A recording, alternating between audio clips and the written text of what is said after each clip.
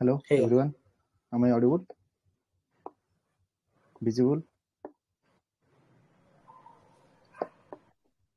ସମସ୍ତେ ଟିକେ ରେସ୍ପଣ୍ଡ କର କଥାକୁ ଇଣ୍ଟରାକ୍ଟିଭ ରଖ ଭଲ ଲାଗିବ ସମସ୍ତଙ୍କୁ। ଆଜ୍ଞା ସାର୍ ଅଡିବୁଲ। ଠିକ ଅଛି ଏବେ ଦେଖାଉଛି ସ୍କ୍ରିନ୍ ଦେଖାଉଛି ତ? ଆଜ୍ଞା ଠିକ ଅଛି ତ ମୁଁ ବେଶୀ ଜିନିଷ କହିବିନି। ଆମର ଫାଷ୍ଟ ସମସ୍ତଙ୍କର ନର୍ମାଲ ଜିନିଷ ତ ଜାଣିଥିବେ, ସିଲାବସ୍ କ'ଣ, ସିଭିଲ ସର୍ଭିସ କ'ଣ, ପ୍ରିପାରେସନ, ମାଇଣ୍ଡସେଟ୍ ସେ ସବୁ ସମସ୍ତଙ୍କର ଅଛି। ସମସ୍ତେ କରୁଛନ୍ତି, ଆଜି ଯାଏଁ ଆସିଲେନି ମାନେ କରୁଛନ୍ତି ପ୍ରିପାରେସନ, ତ ସେଇଟା କିଛି ନାହିଁ। ଆମେ ମେନ୍ ଷ୍ଟ୍ରାଟେଜି ବିଷୟରେ କଥା ହେବା, ପ୍ରିଲିମ୍ସରେ କେମିତି କ'ଣ କଥା ହେବା, ପ୍ରିଲିମ୍ସ ଯେହେତୁ ଆଗକୁ ଆସୁଛି କେମିତି କ'ଣ କରିବେ ହେଲା। ଆଉ ଗୋଟେ ଜିନିଷ ମୁଁ ଦେଖେଇ ଦଉଛି, ଏଇଟା ମୋ ମାର୍କସିଟ୍ଟା ହେଲା। ମୋର ପ୍ରିଲିମ୍ସରେ ୟା ପୂର୍ବ ଥରକ 130 ରହିଥିଲା, 128 130 ଥିଲା, ଏଥର 99 ଅଛି। ଆଉ GS2 ତ ଏଇଟା CCRଟା କ୍ୱାଲିଫାଇଂ ପେପରଟା। ମୋର ପ୍ରିଲିମ୍ସରେ ସମସ୍ତେ ସିଲାବସ୍ ବିଷୟରେ ତ ଜାଣିଛନ୍ତି, ମୁଁ ଆଉ ଥରେ ତଥାପି କହିଦେଉଛି। ଏଇଟା କରେଣ୍ଟ ଆଫେୟାର୍ସ ଆମର ଅଛି, ହିଷ୍ଟ୍ରି ଅଛି, ଜୋଗ୍ରାଫି ଅଛି, ପଲିଟି ଅଛି, ଇକୋନୋମିକ୍ସ ଅଛି, ଯାହା ବି ଯେମିତି ଅଛି।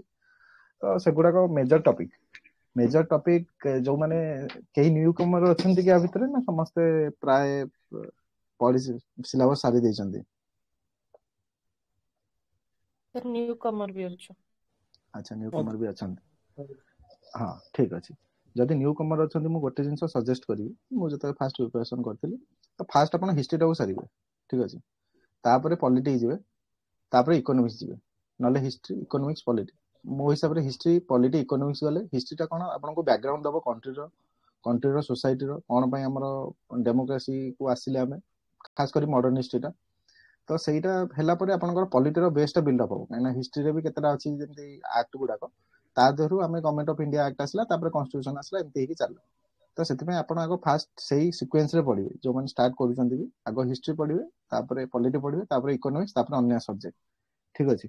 ଏଇଟା ହେଉଛି ଫାଷ୍ଟ ପଏଣ୍ଟ, ଆପଣ ନୋଟ୍ ଡାଉନ୍ କରିଦିଅନ୍ତୁ। ଏମିତି ରାଣ୍ଡମଲି ଆଗ ପଲିଟି ଉଠେଇବେନି, ବୋରିଂ ଲାଗିବ, ଲାଗିବ। ତ ସେଥିପାଇଁ ମୁଁ ଯେମିତି କହିଲି ସେମିତି କଲେ ବେଟର ହେବ, କାହିଁକିନା ମୁଁ ସେମିତି ବି କରିଥିଲି, ମୋର ସେଇଠୁ ହିଁ ଇଣ୍ଟରେଷ୍ଟ ଆସିଥିଲା। ସେଇଟା ହେଉଛି ଫାଷ୍ଟ ଥିଙ୍ଗ ପ୍ରିଲିମ୍ସ ପାଇଁ। ଆଉ ଗୋଟେ ଜିନିଷ, 2-3ଟା ଜିନିଷ ରହିଲା ଯୋଉଟାକି କ'ଣ କେମିତି କରିବେ। ଯେଉଁମାନଙ୍କର ସରିଯାଇଛି ପ୍ରିଲିମ୍ସର ଫାଷ୍ଟ ଗୋଟେ ରିଡ଼ିଂ ସରିଯାଇଛି, ତାଙ୍କର ଫୋକସ୍ ରହିବା ଦରକାର 3ଟା ଜିନିଷ ଉପରେ। ଗୋଟେ ହେଉଛି ରାପିଡ୍ ରିଭିଜନ୍ କରିବେ। ଏଇଟା କ'ଣ କେମିତି କରିବେ ମୁଁ କହିଦେବି ଆଗକୁ।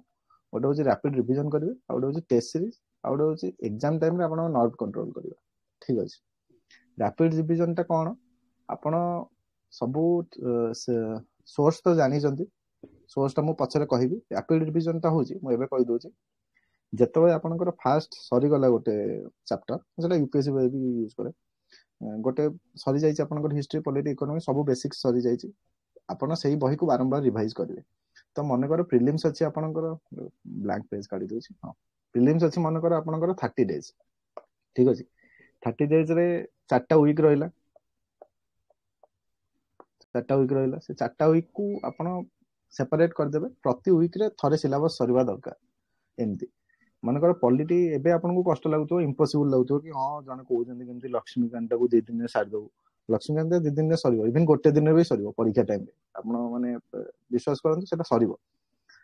ତ ବାରମ୍ବାର ରିଭିଜନ୍ କଲା ପରେ ସେଇଟା ହେବ। ଆଉ ମୋତେ ସେଇଟା ଜଣେ ବି କହିଥିଲେ UPSCରେ ମେଣ୍ଟରରେ, କି ସେଇ ଜିନିଷଟାକୁ ବେଶୀ ଫୋକସ୍ କରିବେ, ରାପିଡ୍ ରିଭିଜନ୍, ନା କି ମୁଁ ବସିକି ଲାଇନ୍ ବାଇ ଲାଇନ୍ ପଢ଼ୁଥିବି। ମୁଁ ପୁରା ସ୍କିମ୍ ଥ୍ରୁ କରିଦେବି ବହିଟାରେ, ମୋର ପାର୍ଲାମେଣ୍ଟ ଚାପ୍ଟର ଯେମିତି ବି ସରିଯିବ, ଏଇଭଳିଆ ଜିନିଷ ଏମିତି ରିଭିଜନ୍ କରିବେ। ତ ସେଇଟା ଧୀରେ ଧୀରେ ପ୍ରାକ୍ଟିସ୍ ହେବ, ସେଇଟାକୁ କରିବେ। ଏମିତି ଫାଷ୍ଟ କରିକି ଡିମୋଟିଭେଟ୍ ହେଇଯିବେନି କି ନା ମୁଁ କଲି ହେଲାନି, ବୋଧେ ମୋ ଦ୍ୱାରା ହେବନି, ସେମିତି ହେଇନଥିଲା। ଆମକୁ ବି ଟାଇମ୍ ଲାଗିଥିଲା, ସମସ୍ତଙ୍କୁ ବି ଟାଇମ୍ ଲାଗିବ ସେଇଟା। ତ ଆପଣ ସେଇଟା ଧୀରେ ଧୀରେ ଇମ୍ପ୍ରୁଭ୍ ହେବ। କିନ୍ତୁ ସେଇ ଜିନିଷଟା ମନେ ରଖିଥିବେ କି ରାପିଡ୍ ରିଭିଜନ୍ କରିବି ମୁଁ ପ୍ରିଲିମ୍ସ ବେଳକୁ, ଯୋଉଟାକି ଗୋଟେ ମନ୍ଥରେ ଆପଣଙ୍କର 4 ଥର ରିଭିଜନ୍ ହେଇଯିବ ସବୁ ସବଜେକ୍ଟ। ଆପଣ ଭୁଲିଯିବେ କି ମୁଁ 3 ଥର ରିଭିଜନ୍ କରିଛି, 4 ଥର କରିଛି, 8 ଥର କରିଛି, 12 ଥର କରିଛି। ମୁଁ ବି ଭୁଲିଯାଇଛି ମୁଁ କେତେ ଥର ରିଭିଜନ୍ କରିଛି। କିନ୍ତୁ ସେଟା ମାନେ ଡବଲ ଡିଜିଟ୍ରେ ବି ପଳେଇବ ରିଭିଜନ୍ଟା।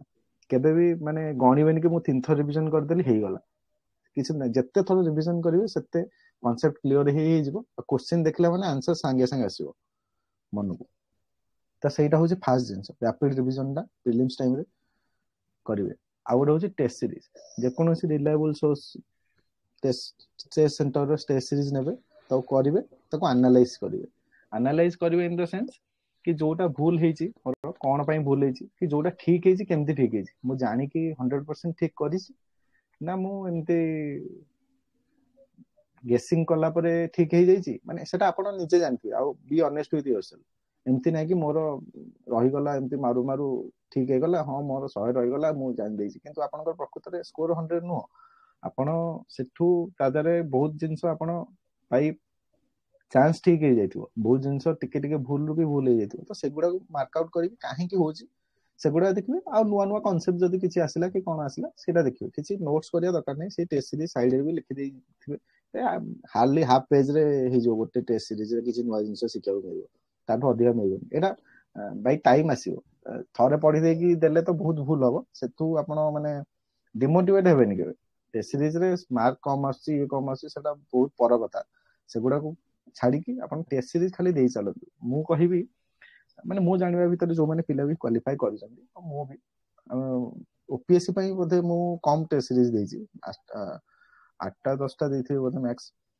କିନ୍ତୁ ୟୁପିଏସସି ବେଳକୁ 30ଟା ତ ମିନିମମ୍ ହିଁ ଦବାକୁ ପଡେ ଆଉ ଦିଏ ବି ଆଉ ଯଦି ଆପଣଙ୍କର ପ୍ରିଲିମ୍ସରେ ମାନେ କନଫିଡେନ୍ସ ଆସୁନି ତାହେଲେ ଟେଷ୍ଟ ସିରିଜ ସଲ୍ଭ କରନ୍ତୁ ଓପିଏସସିରେ କୋଶ୍ଚିନ୍ ଯାହା ହେଲେ ଡାଇସି ଆସୁଛି ଏବେ ବି ପ୍ରିଲିମ୍ସ ବହୁତ ଡାଇସି ହଉଛି କିଛି କହିହବନି କି କେତେବେଳେ ଲେଖିଯିବ ଏଥର ଯେମିତି କୋଶ୍ଚିନ୍ ପଡିଥିଲା କଟ ଅଫ୍ 48 ଗଲା କଣ ପାଇଁ ଗଲା ପିଲାଙ୍କର ଖରାପ ହେଲା ବୋଲି ତ ଗଲା ନା ତ ସେମିତି ଖରାପ ହବ ବହୁତ ପିଲାଙ୍କର ଅଛି ପିଲା ମେନ୍ସ ଲେଖିକି ଇଣ୍ଟରଭ୍ୟୁ ଲେଖିକି ବି ପ୍ରିଲିମ୍ସ ହେଇନି ତ ସେଥିପାଇଁ ପ୍ରିଲିମ୍ସକୁ ଜମା ଲାଇଟଲି ନେବେନି ବାରମ୍ବାର ଟେଷ୍ଟ ସିରିଜ ଦେବେ ଆଉ କନସେପଚୁଆଲ କ୍ଲାରିଟି ରଖିବେ ପ୍ରିଲିମ୍ସରେ ମାର୍କ ରଖିବା ପାଇଁ ମେନ୍ ଜିନିଷ ହଉଛି କନସେପଚୁଆଲ କ୍ଲାରିଟି ଆପଣଙ୍କର ଆଉ ଗୋଟେ ଜିନିଷ ହଉଛି ଆପଣଙ୍କର ଷ୍ଟାଟିକଟା ଷ୍ଟ୍ରଙ୍ଗ ରହିବା ଦରକାର ଏଇଟା ଠିକ ଅଛି ପଲିଟିରେ ଯୋଉମାନେ ସିରିୟସ୍ ଆସ୍ପିରାଣ୍ଟ ପଲିଟିରେ 15ଟା କ୍ୱେଶ୍ଚିନ୍ ପଡୁଛି ନା ପଲିଟି 15ଟା କ୍ୱେଶ୍ଚିନ୍ ପଡିଲେ ସେମାନେ 15ଟାରୁ 12ଟା ଠିକ ତ କରିବେ ଆପଣଙ୍କୁ 14ଟା ଠିକ କରିବାର ଅଛି ସେମିତି ମଡର୍ନ ହିଷ୍ଟ୍ରି ପଡୁଛି କ୍ୱେଶ୍ଚିନ୍ ତ ଆପଣଙ୍କୁ ଠିକ କରିବାର ଅଛି ଇକୋନୋମି କନସେପଚୁଆଲ କ୍ୱେଶ୍ଚିନ୍ ଠିକ କରିବାର ଅଛି ଏଥିରେ 90% ଆକ୍ୟୁରେସି ଦରକାର ନହେଲେ ମାର୍କ ରହିବନି କାହିଁକିନା ଆର୍ଟ ଆଣ୍ଡ କଲଚରରେ କ୍ୱେଶ୍ଚିନ୍ ଭୁଲ ହବ କୋଉଠୁ କ୍ୱେଶ୍ଚିନ୍ ଆସିବ ଅନପ୍ରେଡିକ୍ଟେବଲ ଜାଣିଛନ୍ତି ଇଜି ନ ଜାଣିଛନ୍ତି କିଛି ଆସିବନି ମୁଣ୍ଡ ବୁଲେଇବ ତାଠୁ ଭଲ ଯୋଉଟା ପ୍ରେଡିକ୍ଟେବଲ ସବଜେକ୍ଟ ଉପରେ ଫୋକସ କରିବେ ମାର୍କ ରହିବ ଷ୍ଟାଟିକ କୁ ଷ୍ଟ୍ରଙ୍ଗ କରିବେ ସେଇଟା ହେଲା ସେକେଣ୍ଡ ଥିଙ୍ଗ ପ୍ରିଲିମ୍ସ ରେ କ୍ୱାଲିଫାଇ କରିବା ପାଇଁ ଆଉ ସିସାଟ ବିଷୟରେ ତ ମୁଁ କହିବିନି ସିସାଟ ତ ଓପିଏସସି ରେ ଇଜି ଆସେ ପ୍ରୋବାବଲି ସମସ୍ତଙ୍କ ପାଇଁ ନ ହେଇପାରେ କିନ୍ତୁ ମୋଷ୍ଟଲି ଇଜି ଆସେ ତ ଯେ ବି ସମସ୍ତେ ସିଜିଏଲ ପ୍ରାୟ ଦଉଛନ୍ତି ତ ତାଙ୍କର ହେଇଯାଉଥିବ ସିସାଟ ତ ସିସାଟ ବିଷୟରେ ମୁଁ କହିବିନି ସିସାଟ ହେଇଯାଉଥିବ ସମସ୍ତଙ୍କୁ ଆଉ ଏକ୍ସାମ ଟାଇମରେ କଣ୍ଟ୍ରୋଲିଂ ଓଭର ନର୍ଭ ଏଇଟା ହଉଛି ମେନ୍ ଜିନିଷ ନିଜ ଇଏଟାକୁ ନଲେଜଟାକୁ ଟ୍ରଷ୍ଟ କରିବି ଗୋଟେ କ୍ୱେଶ୍ଚିନ୍ ଆଟେଣ୍ଡ କରୁଛନ୍ତି ନା ସେଟା ମନେକର ଆପଣ ଏ ମାରି ଦେଇଛନ୍ତି ତାପରେ ମନକୁ ଆସିଲା ସେକେଣ୍ଡ ଟାଇମ ବେଳେ କି ମତେ ଭଲ ଲାଗୁନି ମେ ବି ସି ହେଇଥିବ ତ ବେଶୀ ଭାବିଲେ କଣ ହବ ସେଟା ଭୁଲ ହେଇଯିବ ତାଠୁ ବେଟର ଏତେ ନ ଭାବିକି ମୁଁ ଜାଣିଛି ମୋର ଫାଷ୍ଟ ଥଟ୍ରେ ଆସିଲା ମାନେ ଠିକ ହେଇଥିବ ଏମିତି ହୁଏ ବହୁତ ଥର ମୋର ବି ବହୁତ ଥର ହେଇଛି କି ସେକେଣ୍ଡ ଥଟ୍ରେ ମାରିକି ଭୁଲ ହେଇଛି ସେକେଣ୍ଡ ଥଟ୍ରେ ମାରିକି ବି ଠିକ ହେଇଛି କିନ୍ତୁ ନିଜର ନଲେଜଟାକୁ ଟ୍ରଷ୍ଟ କରିବେ ହଁ ମୁଁ ପଢିଛି ଏଇଟା କୋଉଠି ଜାଣିଥିଲି କେସ୍ କରିବି ଯଦି ସେମିତି କିଛି ଆସୁନି ପୁରା ବ୍ଲାଙ୍କ ହେଇଯାଉଛି ଛାଡିଦେବା ହିଁ ବେଟର କିନ୍ତୁ ନିଜର ନଲେଜକୁ ଟ୍ରଷ୍ଟ କରିକି ନର୍ଭକୁ କାମ ରଖିକି ଆନ୍ସର କରିବେ ମାର୍କ ସିଓର ଆସିବ ତ ସେଥିରେ କୌଣସି ସେକେଣ୍ଡ ଥଟ୍ ନାହିଁ ତ ପ୍ରିଲିମ୍ସ କଥା ହେଇଗଲା ମୁଁ ଆପଣଙ୍କୁ ବୁକ୍ ଲିଷ୍ଟଟା କହିଦଉଛି ନର୍ମାଲ ଜିନିଷ ଠିକ ଅଛି ତାପରେ ମୁଁ କ୍ୱେଶ୍ଚିନ୍ ନେବି କାହାର ପ୍ରିଲିମ୍ସ ଉପରେ କ'ଣ ଡାଉଟ୍ ଅଛି ହିଷ୍ଟ୍ରି ପାଇଁ 3ଟା ପାର୍ଟ ଜାଣିଛନ୍ତି ଆନ୍ସିଏଣ୍ଟ ମିଡିଏଭାଲ ମଡର୍ନ ଆନ୍ସିଏଣ୍ଟ ପାଇଁ ଆର୍ଏସ୍ ଶର୍ମାରୁ ଆଉ କୁଆଡେ ଯିବା ଦରକାର ନାହିଁ ନିତିନ ସିଂହାନିଆ ହଉଛି ଆର୍ଟ ଆଣ୍ଡ କଲଚର ସେକେଣ୍ଡ ମିଡିଏଭାଲ ପାଇଁ ସତୀଶ ଚନ୍ଦ୍ର ଆଣ୍ଡ ମଡର୍ନ ପାଇଁ ସ୍ପେକ୍ଟ୍ରମ ପ୍ଲାସିଡ ପାର୍ଟିସନଟା ମେନ୍ସ ପାଇଁ ରଖିବେ ପ୍ରିଲିମ୍ସ ପାଇଁ ଦରକାର ନାହିଁ ଯଦି ଟାଇମ ଅଛି ପଢିବେ ନହେଲେ spectrum is enough polity Laxmikanth ସମସ୍ତେ ଜାଣିଛନ୍ତି ବେୟାର ଆକ୍ଟ ମୁଁ ପଢିଥିଲି ଆଉ ଗୋଟେ ବହି ଡିଡି ବସୁ ଦରକାର ନାହିଁ ସେଟା ମାନେ ଦରକାର ନାହିଁ ସେଟା ମୋ ଯେହେତୁ ପବାର୍ଡ ଅପସନାଲ ଥିଲା ମୁଁ ଟିକେ ଦେଖୁଥିଲି ଗଭର୍ନାନ୍ସ ପାଇଁ ଆଉ ନର୍ମାଲ ଟିକେ ପଲିଟି ଉପରେ ବେଶୀ ଡିପ୍ ନଲେଜ ପାଇଁ ନହେଲେ ଦରକାର ନାହିଁ ଲକ୍ଷ୍ମୀକାନ୍ତ ବେୟାର ଆକ୍ଟଟା କ'ଣ ପାଇଁ ଇମ୍ପୋର୍ଟାଣ୍ଟ ଏ ଦେଖନ୍ତୁ କନଷ୍ଟିଟ୍ୟୁସନ ମୋ ପାଖରେ ଏଇଠି ବି ଅଛି ଏମିତି କନଷ୍ଟିଟ୍ୟୁସନର ବେୟାର ଆକ୍ଟ ସବୁ ଆକ୍ଟର ବେୟାର ଆକ୍ଟ ଥାଏ ଏଟା କନଷ୍ଟିଟ୍ୟୁସନର ବେୟାର ଆକ୍ଟ ଦେଖେଇଦେବି ଗୋଟେ ସେକେଣ୍ଡ ଏଇଠି ଏମିତି 19 ରେ ସବୁ ଏକ୍ସେପ୍ସନ ଅଛି। ଦେଖନ୍ତୁ freedom of speech and expression में कौन कौन एक्सेप्शन अछि? Sovereignty integrity of the state, security of the state, friendly relation with foreign state, public order, decency, morality, एगुड़ा प्रीलिम्स रे क्वेश्चन आसे in relation to contempt of court, defamation, incitement of offence. तो ता संगे या संगे difference अछि, किंतु assembly peaceful assembly without arms से दीटा exception only, sovereignty integrity, public order. तो एटा को एठी पचार देकी से माने कंफ्यूज कर देबे, एंती हुए क्वेश्चन। तो एगुड़ा को मन रखिथे, एगुड़ा क्लियर कट डिस्टिंक्शन अछि आ भितरे। तो से होया बेयर एक्ट देखले ही मन पड़ियो, याद रे मन रहइबनी। लक्ष्मीकांत रे एमती नाही, से देइची किंतु भीतर भीतर देइची, मन रहइबनी। इकोनॉमी म्यूनल सांगर पीडीएफ टा फॉलो करथिली, सेटा किंतु परे परे अपडेट हे जाय, तो साइड रे अपडेट करी जाउथिबे, सेटा एनफ आउट ऑफ दरकार नै। ज्योग्राफी जेसिलियन और एनसीईआरटी इंडियन ज्योग्राफी पे, जेसिलियन टा फेनोमेनन पे जदि एटा पढुना दे, पीएमएफ जदि भी अछि, पीएमएफ वेल एंड गुड, सब कवर हेछि ता दरे। जियोफिजिकल फेनोमेनन आरंभ करी इंडियन ज्योग्राफी सब अछि। एनवायरनमेंट पीएमएफ सब अछि ता दरे। लॉ लेजिस्लेशन नु आरंभ करी हमरो इंटरनेशनल ऑर्गेनाइजेशन सब अछि। थोड़ा टिके टिके अपडेट हुए, साइड रे अपडेट कर दी चलिबे, नले स्टिकी नोट रे अपडेट करिवे, नले नोट्स रे अपडेट करिवे। एति को जिंस ठीक अछि। हेलो, एबे प्रीलिम्स मु कहि देली, कार कोन किसी डाउट जदि काउ पचार दियंत टिके।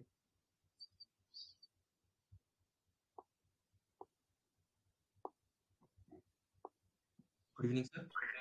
यस क्वेश्चन थिला कि माने सर अपन ऑलमोस्ट 100 स्कोर करछन प्रीलिम रे, but same time cut off hardly 50 जाइथिला। 48 सो जेतला माने general. what worked for you, like upon real time रे केनता करी एनालाइज कले से पेपर टाके कि because it was a new syllabus, तो अपन केनता कि एनालाइज कले इन द मोमेंट कि केते अटेम्प्ट करबार छै और कि टफ अछि इजी अछि, और के हिसाबे अपन अप्रोच करथिले से नुवा पेपर के। हाँ ठीक अछि। मु एई जिंसटा को मु कहबी, मु केबे माने गोटे जिंस को एमती देखेनी कि आपनकर जस्ट सेकंड, गोटे जिंस को केबे एमती देखेनी कि कट ऑफ केते जीवो, क्वेश्चन हार्ड अछि कि नै। फास्ट जिंस होछि मु करि पछु ना नै, कट ऑफ जेते जाउ सेते मो को अछि, मु मोर मैक्सिमम स्कोर करिवि। आपन को 100 रु 90 टा क्वेश्चन आछि कि 80 टा क्वेश्चन आछि, आपन 80 टा करि आसीबे। जदि पिला को आसुनी, पिला 50 टा क्वेश्चन ता बोली मु आपन 30 टा छाडी के आसीबे कि? पिला सी सेट रे के 70 स्कोर करछन, पिला तो करूछन ना 130, काहे ना तांको आसुची करछन, मु जति जाय टाइम हला इच्छा हला करछन। किन जदि सी सेट टा मार्क भी मिसंदा, पिला 150 170 भी स्कोर करन, किंतु करू नांदी, केतो मिसुन, किंतु तथापि पिला अधिक करछन। तो सेही होय अप्रोच रखिए, मोर सेही होय अप्रोच, क्लियर कट अप्रोच। केते कट ऑफ जाउची, क्वेश्चन कष्ट अछि कोन अछि मु जानि भाई, मोर बेस्ट देबी, मते जेतिक आसी मु सेतिक करबी। मु सबरु टॉप मार्क रखिबी मो हिसाब रे, जेतिक रखिया परिया कथा। जदि भलो हैला बेटर, जदि खराब हैला तो मोर प्रीलिम्स क्लियर होबनी, मु नेक्स्ट थर को देबी। मोर सेटा अप्रोच। आ गोटे जिंस आपण के भी भाबिबेनी कि क्वेश्चन कष्ट अछि कोन अछि। वांस मु जो स्ट्रेटजी कहली, से स्ट्रेटजी रे करी पढिबे माने आपनकर क्लियर हबो।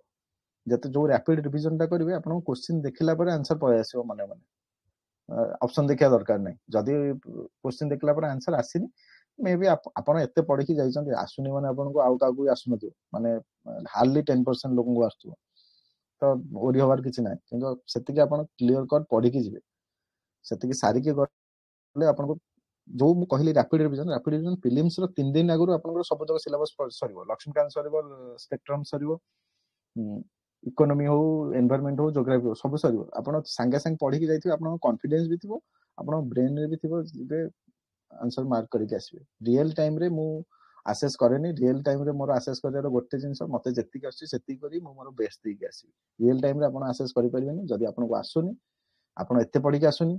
टेस्ट सीरीज रे आपण 120 रखुचंदी, 130 रखुचंदी, अन्य पिला माने भी 110 120 रखुचंदी, आपण को आसुनी, ताको भी आसुनथिबो। तो किछि बेसी एनालिसिस करबा दरकार नै। मोर एनालिसिस एते करंतुनी, एनालिसिस करिवे बेसी कंफ्यूजन क्रिएट हो, बुझि परले। Thank you sir. नमस्ते सर। हाँ नमस्कार।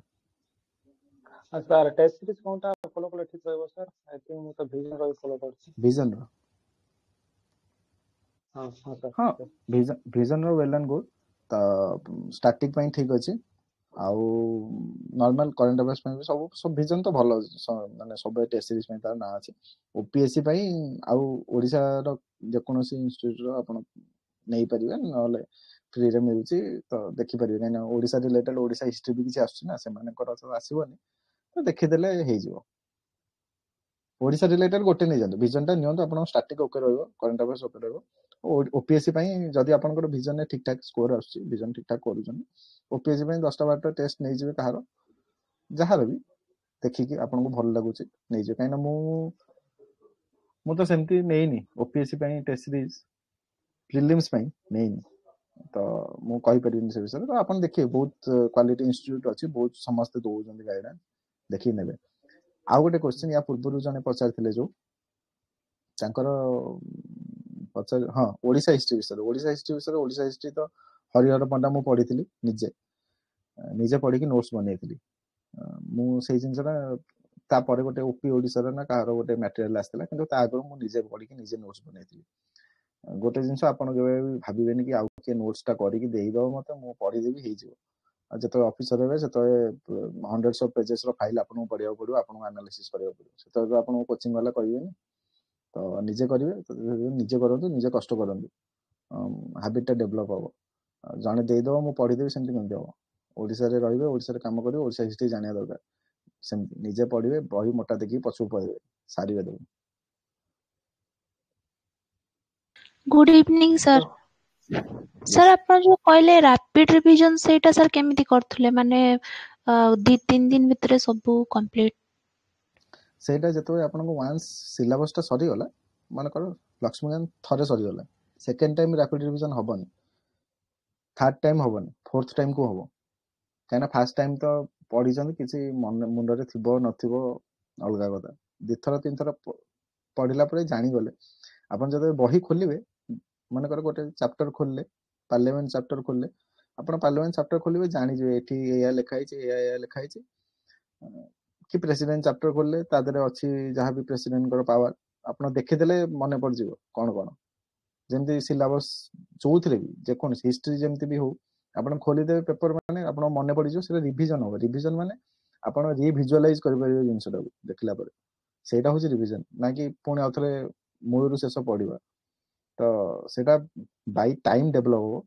ଆପଣ ଟ୍ରାଏ କରନ୍ତୁ ଗୋଟେ ଥର ଜଲ୍ଦି ପଢିବାକୁ, ସେଟା ଆସିବ ଧୀରେ ଧୀରେ, ଓଭରନାଇଟ୍ ଡେଭଲପ ହବନି। ମୁଁ ବହୁତ କଷ୍ଟ କରୁଛି ତା ପଛରେ, ସେଥିପାଇଁ ହେଇଛି।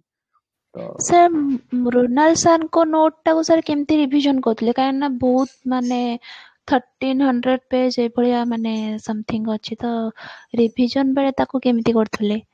ହଁ, ତାଙ୍କର 1300 ପେଜ ନୋଟରୁ ଆକ୍ଚୁଆଲି 400 ପେଜର କଣ୍ଟେଣ୍ଟ, ଆଉ ବାକି ସବୁ ମିମ୍ ଥିବ, ଜାଣିଥିବେ, ହିନ୍ଦୀ ଇଂଲିଶ।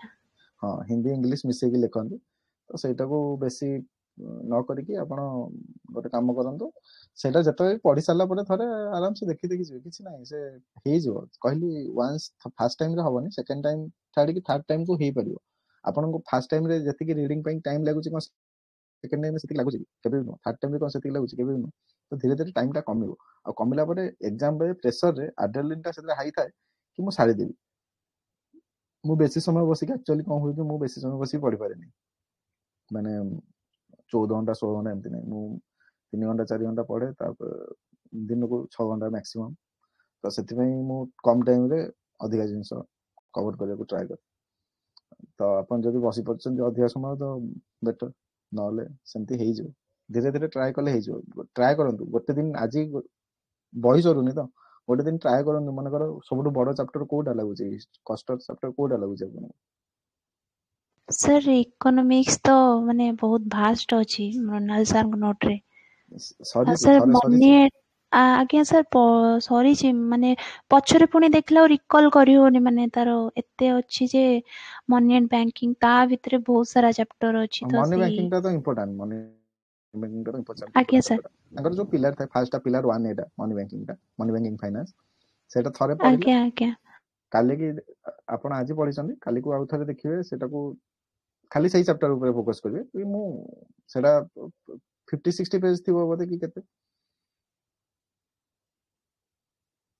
କହିବେ ମୁଁ ଟ୍ରାଏ କରିବି ସେଟାକୁ 1 ଆୱାରରେ ସାରିବାକୁ, କି 1 ଆୱାରରେ ନ ସରିପାରେ, 1.5 ଆୱାର ଲାଗିପାରେ, କିନ୍ତୁ ଟ୍ରାଏ କରିବେ। କହିବେ ମୁଁ ଅନରିଆଲିଷ୍ଟିକ ଟାର୍ଗେଟ ରଖିବେ, ଆଚିଭ ନ ହଉ କିନ୍ତୁ ମୁଁ ରଖିବେ, କରିବେ, ହବ। ସେଇଟା 1 ଆୱାରରେ ନ ସରୁ, 1.5 ଆୱାରରେ ସରୁ, ଠିକ ଅଛି। ଯୋଉଟା 2 ଆୱାରରେ ସରୁଥିଲା 1.5 ଆୱାରରେ ସରିଲା ନା, ତାପରେ ସେଇଟା ଆସିବ 1 ଆୱାର 15 ମିନିଟ୍ସକୁ। ସେମିତି ହେଇ ହେଇ ଚାଲିବ। ତ ଧୀରେ ଧୀରେ ହେଲା, ଓଭର ନାଇଟ୍ ହୁଏନି କିଛି, ଆପଣଙ୍କୁ କରିବାକୁ ପଡିବ, ବହୁତ ଇଏ ହେଲା ପରେ ହବ। ସେଇଟା ହଉଛି ଜିନିଷ। Good evening sir. Hello Yes sir, ଆପଣଙ୍କର ପ୍ରିଲିମ୍ସରେ ବହୁତ ଭଲ ସ୍କୋର ଥିଲା, ତ ପ୍ରିଭିୟସ୍ କ୍ୱେଶ୍ଚିନ୍କୁ ଆନାଲିସିସ୍ଟା ଆପଣଙ୍କର କୋଉ ୱେରେ ଆପଣ କରୁଥିଲେ? ଆନାଲିସିସ୍ ମାନେ କୋଉ ଚାପ୍ଟରରୁ କେତେ କ୍ୱେଶ୍ଚିନ୍ ଆସୁଛି? ହଁ, ମାନେ ସେଇ ବେସିସ୍ କୋଉଠି ରହୁଛି ନା କି ହଁ ଆମେ ଆପଣଙ୍କ ମାନେ ଆପଣଙ୍କ ୱେ ଅଫ୍ ଥିଙ୍କିଂ କେମିତି ଥିଲା କି ମତେ ଏଇ ଟାଇପ୍ର ହିଁ ମତେ ଆପ୍ରୋଚ୍ କରିବାର ଅଛି? ପ୍ରିଭିୟସ୍ କ୍ୱେଶ୍ଚିନ୍ ଯୋଉ ଆପଣ 5-6 ବର୍ଷ ଦେଖିଥିବେ ଯାହା ହେଲେ ଭଲସେ, ଏଇ ଟ୍ରେଣ୍ଡ ରହୁଛି ଓପିଏସସି ର। କାହିଁକିନା ୟୁପିଏସସି ରେ ତ ସେ ଗୋଟେ ବେସ୍ ମାନେ ଗୋଟେ ମେଣ୍ଟେନ୍ କରେ, ବଟ୍ ଓପିଏସସି ରେ ମାନେ କିଛି ଭରସା ନାହିଁ, ତ ମାନେ କିଛି ବି ସେ ଫଲୋ କରୁଛି। ବଟ୍ ଫିର୍ ବି ଆପଣ ଯେତିକି ଆନାଲିସିସ୍ କରିଛନ୍ତି, ତ ତାର ଜିଷ୍ଟା କ'ଣ ଆପଣ ଠିକ ଠିକ ହେଇପାରିବ? ଠିକ ଠିକ କିନ୍ତୁ ମୁଁ ଗୋଟେ ଜିନିଷ ଏଠି କହିବାକୁ ଚାହୁଁଛି, ୟୁପିଏସସି ବି ଟ୍ରେଣ୍ଡ ଫଲୋ କରେନି, କେହି ଟ୍ରେଣ୍ଡ ଫଲୋ କରନ୍ତିନି। ସେମାନଙ୍କୁ ବହୁତ ହି ମାନେ ଡାଇଭର୍ସ ହବାର ଅଛି, କାହିଁକିନା day by day governance challenges ପଡୁଛି ତାଙ୍କୁ। ବୋଧେ ବାସୱାନ କମିଟି କି କ'ଣ, ମୋର ନାଁଟା ମନେ ପଡୁନି, ଲବାସନା କହିଥିଲା, କହିଲା ଯୋଉ ଅଫିସର ମାନେ ଆସୁଛନ୍ତି ତାଙ୍କର they don't have head over their shoulders. ତ ସେଥିପାଇଁ ୟୁପିଏସସି ବି ବହୁତ ଡାଇନାମିକ ହେଇଯାଉଛି। ତ ୟୁପିଏସସି ବି ମତେ ଲାଗୁଛି ଡାଇନାମିକ ହବ ବହୁତ, କାହିଁକିନା ପିଲାଙ୍କୁ ଚ୍ୟାଲେଞ୍ଜ ଦେବାକୁ ତାଙ୍କୁ ଦରକାର, ନହେଲେ ସେମିତି ହବନି। ଆଉ ମୁଁ ଟ୍ରେଣ୍ଡ ଆନାଲିସିସ୍ କହିବି କରିନି, କିନ୍ତୁ ଜାଣିଛି ବେସିକ୍ ଜିନିଷ। ଆପଣ ଏଇଟା ଯାହାକୁ ପଚାରିବେ ସେ କହିବ ପଲିଟି, ଇକୋନୋମିକ୍ସ, ହିଷ୍ଟ୍ରି ଓପିଏସସି ରେ ଇମ୍ପୋର୍ଟାଣ୍ଟ। ୟୁପିଏସସି ରେ ଏନଭାୟରନମେଣ୍ଟ ତା ସାଙ୍ଗରେ ଆଡ୍ ହେଇଯିବ। ଏବେ ଓପିଏସସି କ'ଣ କରିବ ତ ମୁଁ ଜାଣିନି, କିନ୍ତୁ ଏଇ ତିନିଟା ହଉଛି ଷ୍ଟାଟିକ୍ ଜିନିଷଟା ଆପଣ ଷ୍ଟ୍ରଙ୍ଗ କରିକି ଯିବେ, କ୍ୱେଶ୍ଚିନ୍ ଆସିବ ସେଠୁ। ଯାହା ବି ହେଇଯାଉ, ପଲିଟିରୁ ତ 12ଟା 14ଟା କ୍ୱେଶ୍ଚିନ୍ ଆସିବାଟା ହିଁ ଆସିବ। ଏମିତି ତ କେବେ ବି ହବନି କି ପଲିଟିରୁ କ୍ୱେଶ୍ଚିନ୍ ଆସିବନି। ତା ବୋଲି ନୁହଁ ଯେ ପଲିଟିରେ ଲିଙ୍ଗୁଇଷ୍ଟିକ ଅଫିସର ମାଇନରିଟି ଯୋଉଟା ଅଛି ତା ଦେହରୁ 2ଟା କ୍ୱେଶ୍ଚିନ୍ ଆସିବ, ତା ଦେହରୁ କେବେ ଆସିବନି। ଆପଣ ଜାଣିଛନ୍ତି, ଏଇଟା ପଢିଲା ପରେ ଜାଣିଦେବେ କି ନା fundamental right, fundamental duty important, parliament important, constitutional bodies important, president important, ଆଉ ଆମର ଏମର୍ଜେନ୍ସି ପାୱାର ସେଗୁଡାକ ଇମ୍ପୋର୍ଟାଣ୍ଟ। ତ ଏଇଟା ଆପଣ ଜାଣିଗଲେ ଟ୍ରେଣ୍ଡ, ଏଇଟା ହଉଛି ଟ୍ରେଣ୍ଡ। ସେମିତି ଏନଭାୟରନମେଣ୍ଟରେ କ୍ଲାଇମେଟ ଚେଞ୍ଜ ଆଉ ଲେଜିସ୍ଲେସନ ଏଗୁଡାକ ଇମ୍ପୋର୍ଟାଣ୍ଟ। ଯଦି କିଛି ଏନ୍ଡେଞ୍ଜର ସ୍ପେସିସ୍ ଉପରେ ଆସିଲା, ଆସି ହାର୍ଡଲି ଗୋଟେ କ୍ୱେଶ୍ଚିନ୍ ଆସିବ। ଏଇଟା ହଉଛି ଟ୍ରେଣ୍ଡ। କିନ୍ତୁ ଏବେ ଭାବିବେନି ଯେ ଏଇ ବର୍ଷ ପଢିଛି ଏନ୍ଡେଞ୍ଜର ସ୍ପେସିସ୍, ଆର ବର୍ଷ ପଢିବନି। ସେଭଳିଆ ଟ୍ରେଣ୍ଡ ଆନାଲିସିସ୍ କରିବା ଦରକାର ନାହିଁ। ସେଟା କଲେ ଆପଣ ନିଜ ଗୋଡରେ ହିଁ କୁରାରି ମାରିବେ। ତ ତାଠୁ ବେଟର ଯୋଉ ଜିନିଷଟା ଇମ୍ପୋର୍ଟାଣ୍ଟ ସେଇ ଜିନିଷଟା ସାରିକି ଯିବେ। ଆଉ ଏମିତି ନାହିଁ କି ମୁଁ ମେଡିଆଭାଲ ପଢିବିନି, ପଳେଇବି, ମେଡିଆଭାଲରେ କ୍ୱେଶ୍ଚିନ୍ ଆସିଲେ ଛାଡିଦେବି, ସେମିତି ଦରକାର ନାହିଁ। ମେଡିଆଭାଲ ଗୋଟେ ବେସିକ ରିଡିଂ ମାରିକି ଯିବେ। ଯଦି ସିମ୍ପଲ କ୍ୱେଶ୍ଚିନ୍ ଆସିଲା, ବାହାରୁ କ୍ୱେଶ୍ଚିନ୍ ଆସିଲା, ତ ଆପଣ କରିପାରିବେ।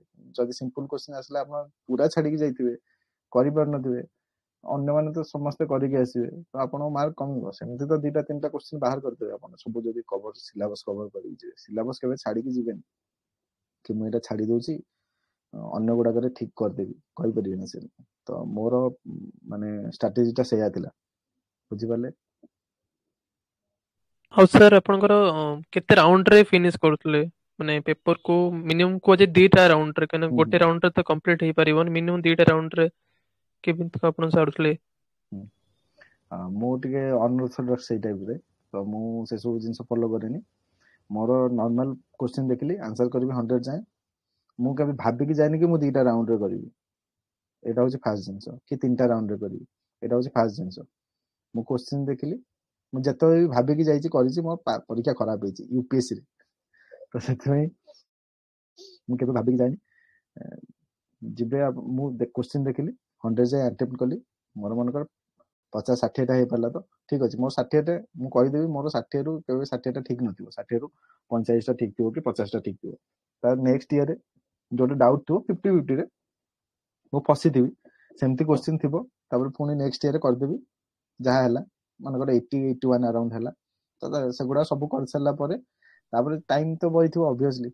ଓପିଏସସିରେ ଟିକେ ଟାଇମ ବଳେ, ୟୁପିଏସସିରେ ବି ବଳେ, ଫିଲିମ୍ସରେ 5-10 ମିନିଟ୍ ବହିଥିବ। ସେ 10 ମିନିଟ୍ରେ ଦେଖିବେ ଆଉ କୋଉଠି କିଛି କରି ହଉଛି, ମାନେ କିଛି ଟ୍ରିକ୍ ଲଗେଇ ହଉଛି, କିଛି କେବେ ଶୁଣିଛି। ବେଶୀ ଟ୍ରାଏ କରିବେନି, କାହିଁକିନା ଗୋଟେ ଜିନିଷ ହଉଛି ଯେତେବେଳେ 80ଟା କ୍ୱେଶ୍ଚିନ୍ କରିଦେଲା ପରେ ଗୋଟେ ଫ୍ଲୋ ପଳେଇ ଆସେ। ଫ୍ଲୋ ପଳେଇ ଆସିବ ମାନେ କହିବ ମୁଁ ଏଇଟା ହଁ ଜାଣିଛି, ଏଇଟା ହଁ ଜାଣିଛି, ସବୁ ଜାଣିଛି, ସବୁ କରିଦେବି। ତ ସେମିତି ନ କରିକି ଯୋଉଟା ରିଏଲି କରି ହଉଥିବ ସେଇଟା କରିବେ। ଆଉ ରାଉଣ୍ଡ ଗଣିବେନି। ମୁଁ କହିଲି 2ଟା ରାଉଣ୍ଡ ହିଁ ଏନଫ୍। ଯଦି ଜଣେ ସାର୍ କରୁଛି ଆପଣ ବବଲିଂ ଗୁଡା କଣ ସାଇମଲ୍ଟେନିୟସଲି କରୁଥିଲେ ନା ମାନେ ୱାନ୍ ଗୋରେ ଏମିତି କରିସାରି କରୁଥିଲେ? ମାନେ ଧର ସେଇଟା ଯାହା କ୍ୱେଶ୍ଚନ ନମ୍ବର 1 ଅଛି, ଆପଣ ସେଟା ମୁଁ ପଢିକି ଜାଣିଲି ଡାଇରେକ୍ଟ ଏଠି ବବଲିଂ କଲେ ନା ଏମିତି କେମିତି କଣ କରୁଥିଲେ? ସେଇଟା ଯାହାକୁ ଯେମିତି ସୁବିଧା ଲାଗିଲା, କିନ୍ତୁ ମୋ ହିସାବରେ ମୁଁ 15-20ଟା କ୍ୱେଶ୍ଚନ କଲା ପରେ ବବଲିଂ କରୁଥିଲି ମୋଷ୍ଟଲି। କାହିଁକିନା ଆଚ୍ଛା ଗୋଟେ ଫ୍ଲୋ ଥାଏ, ଫ୍ଲୋଟା ବ୍ରେକ୍ ହେଇଗଲେ ପୁଣି ଆନ୍ସର କରିବାକୁ ଭଲ ଲାଗେନି। ସେଥିପାଇଁ ଗୋଟେ ଫ୍ଲୋରେ 15-20ଟା କ୍ୱେଶ୍ଚନ କରିଦେଲେ ଗୋଟେ ସେକ୍ସନ ସରିଗଲା। ମନେକର ଜୋଗ୍ରାଫି କରୁଛି, ଜୋଗ୍ରାଫି ସରିଗଲା, ତାପରେ ଜୋଗ୍ରାଫି ବବଲିଂ କରିଦେବି। ଏମିତି କିଛି ମାନେ ଫିକ୍ସ ଷ୍ଟ୍ରାଟେଜି ନାହିଁ।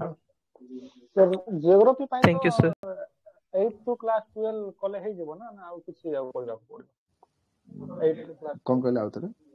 ମାନେ ଜିଓଗ୍ରାଫି ପାଇଁ ଜିଏସ୍ ପାଇଁ ମାନେ 8 to class ଏନସିଆରଟି ର ନା 8 class to 12 class କଲେ ହେଇଯିବ ନା? ନା ନା ହବନି। ଏନସିଆରଟି ଟା ପିଲା ପଢିବା ପାଇଁ ମାନେ ଆପଣ ମେନ୍ସ ରେ କେମିତି ଲେଖିବେ 8 ରୁ କ୍ଲାସ 12 କରିକି?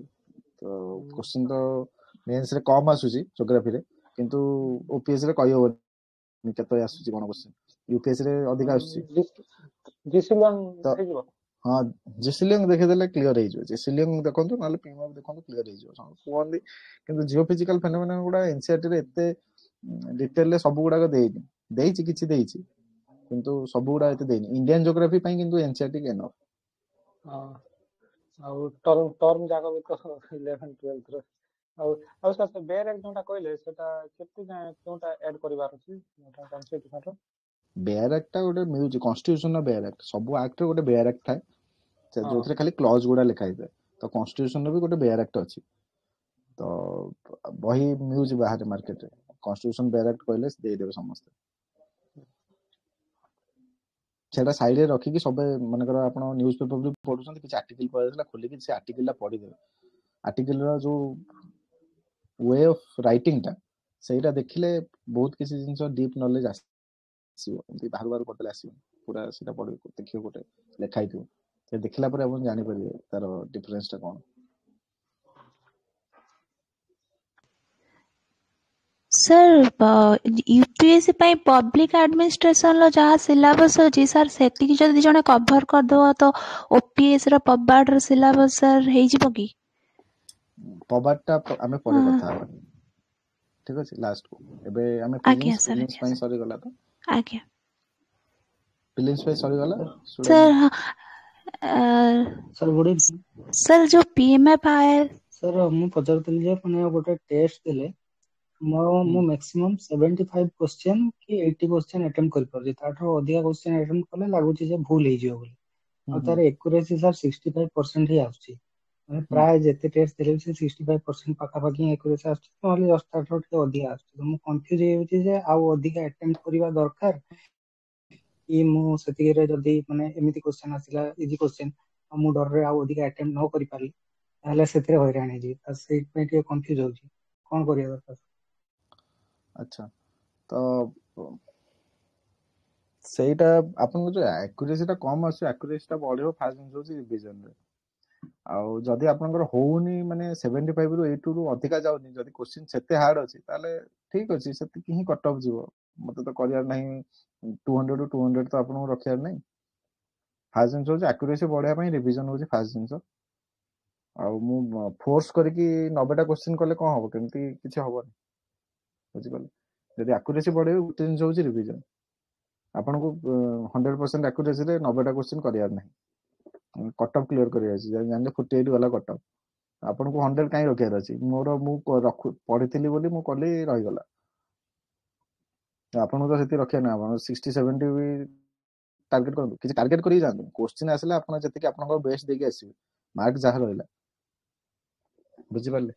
ଟାର୍ଗେଟ କରିବେନି ଯେ ମୋର 48 ଅଛି ଏଥର 48 ଆସିବ, କିନ୍ତୁ ମତେ ଲାଗୁଛି ଏଥର ପ୍ରିଲିମ୍ସ କ୍ୱେଶ୍ଚିନ ଇଜି କରିପାରେ, ଟିକେ କଟ ଅଫ୍ ହାୟର ସାଇଜ ଯାଇପାରେ। କାହିଁକିନା ୟୁପିଏସସି ବି ସେଇଆ କଲା। କାହିଁକିନା ଏତେ କମ କଟ ଅଫ୍ ପଇଲା ବେଳକୁ ବହୁତ ପିଲା କଟି ବି ଯାଉଛନ୍ତି, ବହୁତ ପିଲା ସିଲେକ୍ଟ ହେଇଯାଉଛନ୍ତି ଇଏରେ।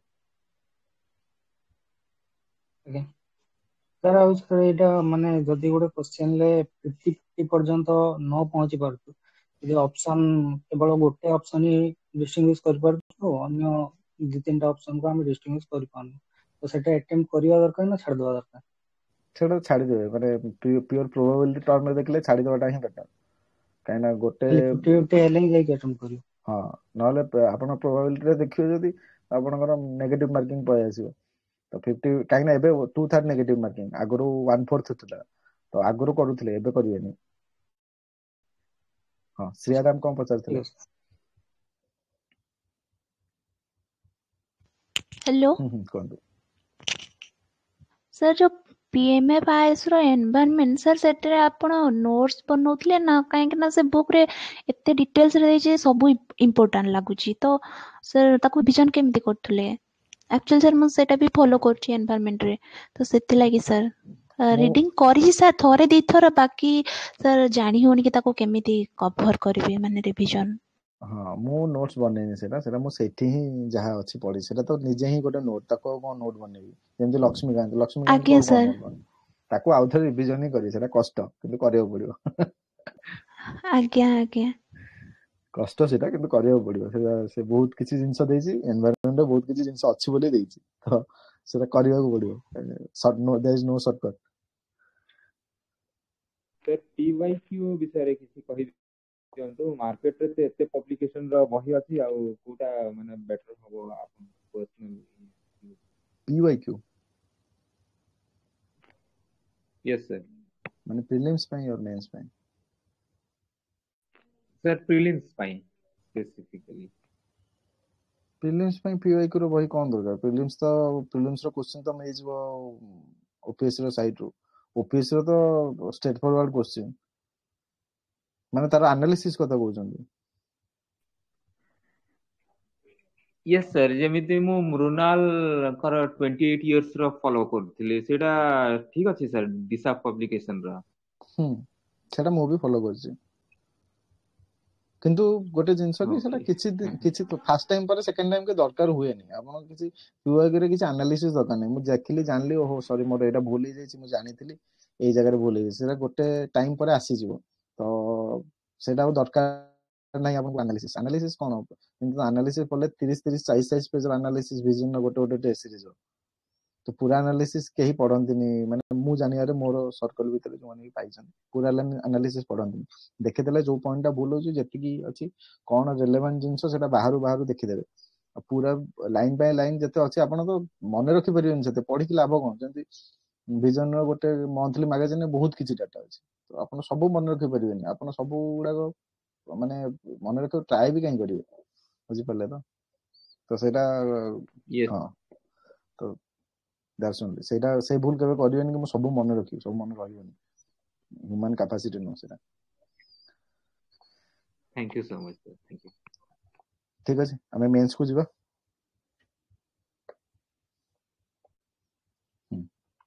मु एबे गोटे जिंस मेंस रो देखै दोजी मु नोट्स केतरा बनेइथिली ताकू मु एटी देखै जे आपन समस्त को देखाउ स्क्रीन तो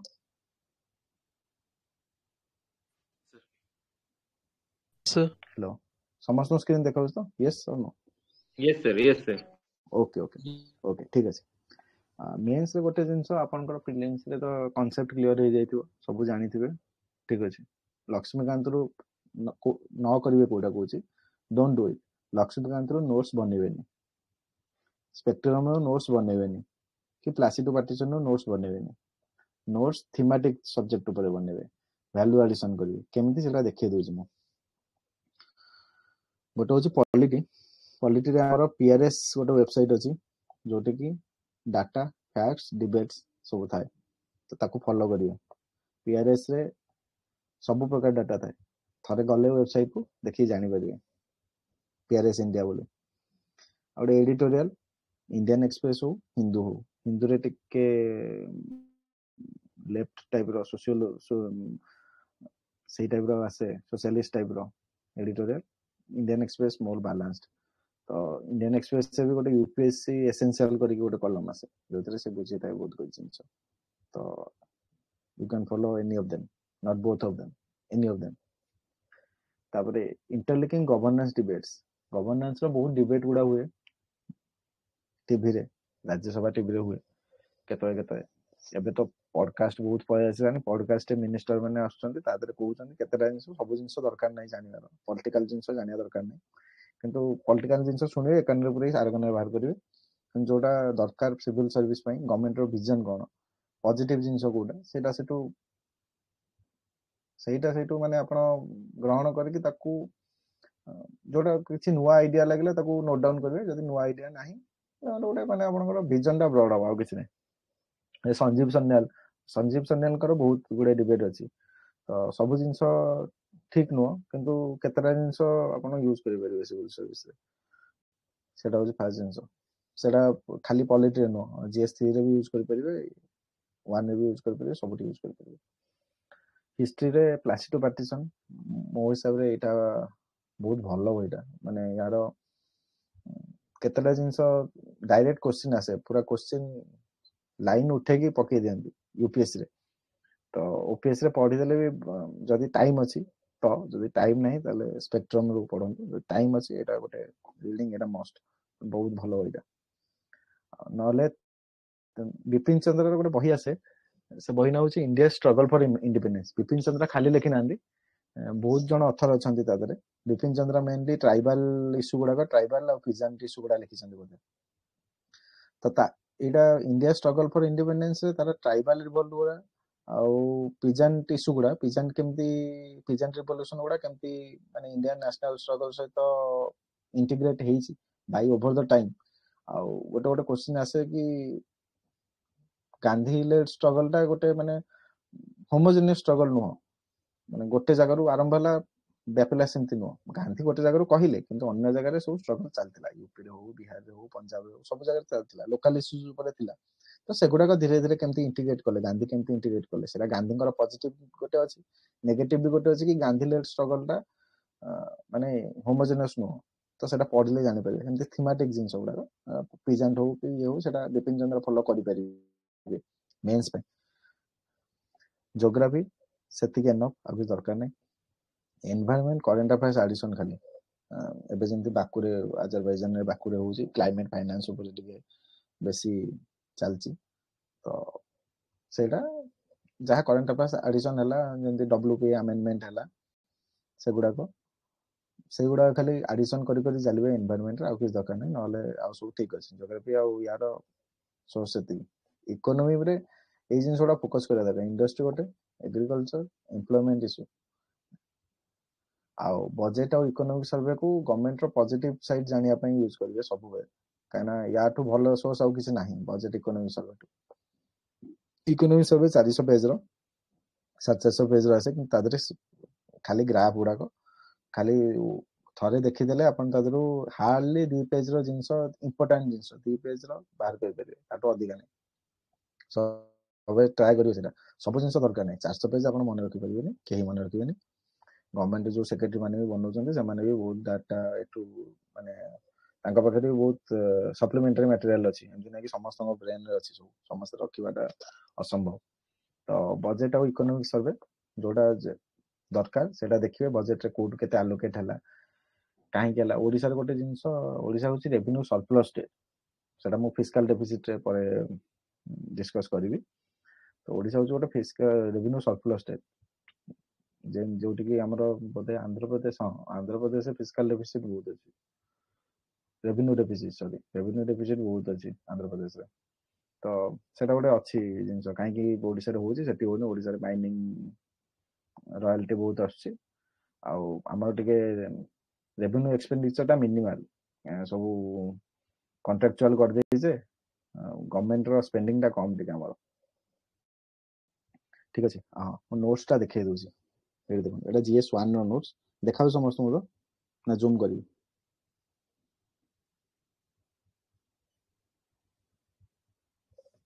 ହ୍ୟାଲୋ, ତମର ଜୁମ୍ କରନ୍ତୁ ରାଜୀବ, ଭିଡିଓଟାକୁ ତମର ଅଫ୍ କରିଦିଅ, ତ ତମର ପୁରା ଫୁଲ ସ୍କ୍ରିନଟା ଆସିଯିବ ବୋଧେ। ଆଚ୍ଛା ଆଚ୍ଛା, okay okay okay.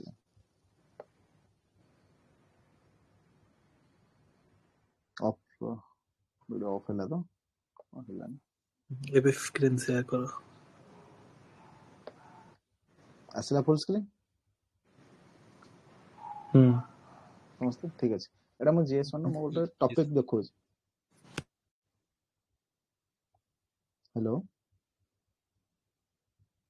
yes sir yes sir ଆସିଲା ରାଜୀବ ଠିକ ଅଛି ठीक ଅଛି ଠିକ ଅଛି ଗୋଟେ ଜିନିଷ ହଉଛି ହଁ ଦେଖନ୍ତୁ ଡିଟେଲ ନୋଟ କରିବେ लिस्ट नोन सब्जेक्ट डिबेट ଉପରେ କିନ୍ତୁ important debate list known debate ଏମିତି ନାହିଁ କି ମାନେ जोड़ा non important debate list known but important debate ଗୋଟେ डिटेल नोट केमती कहूची ମୁଁ पीएचडी रिसर्च କରିବା दरकार नाही ଦେଖେଇ ଦଉଛି ଗୋଟେ ओडिशा हिस्ट्री ର टॉपिक कलिंग वार और सिग्निफिकेंस तार नॉर्मल जिंस एटा तांकर क्रोनोलॉजी रहला बिंदुसार गला तांका political cause economic cause other factors ठीक अछि मैं एटा जदी कहबे मु सांग को शेयर कर देबी शेयर इन ग्रुप ठीक है एटा माने देखि कि आपण नोट्स करि परिबे एमदी ओके सर शेयर टे कर देबो सर हां मु कर देबी किंतु एटा देखि दियंतु कोन केमती होजी ठीक अछि तो हां वार रो रिजल्ट लेखा हला एमदी एटा होची नॉर्मल जिंस आर्ट आर्किटेक्चर लिटरेचर रे कोन चेंजेस हला इन ओडिसा रे सिति पई हला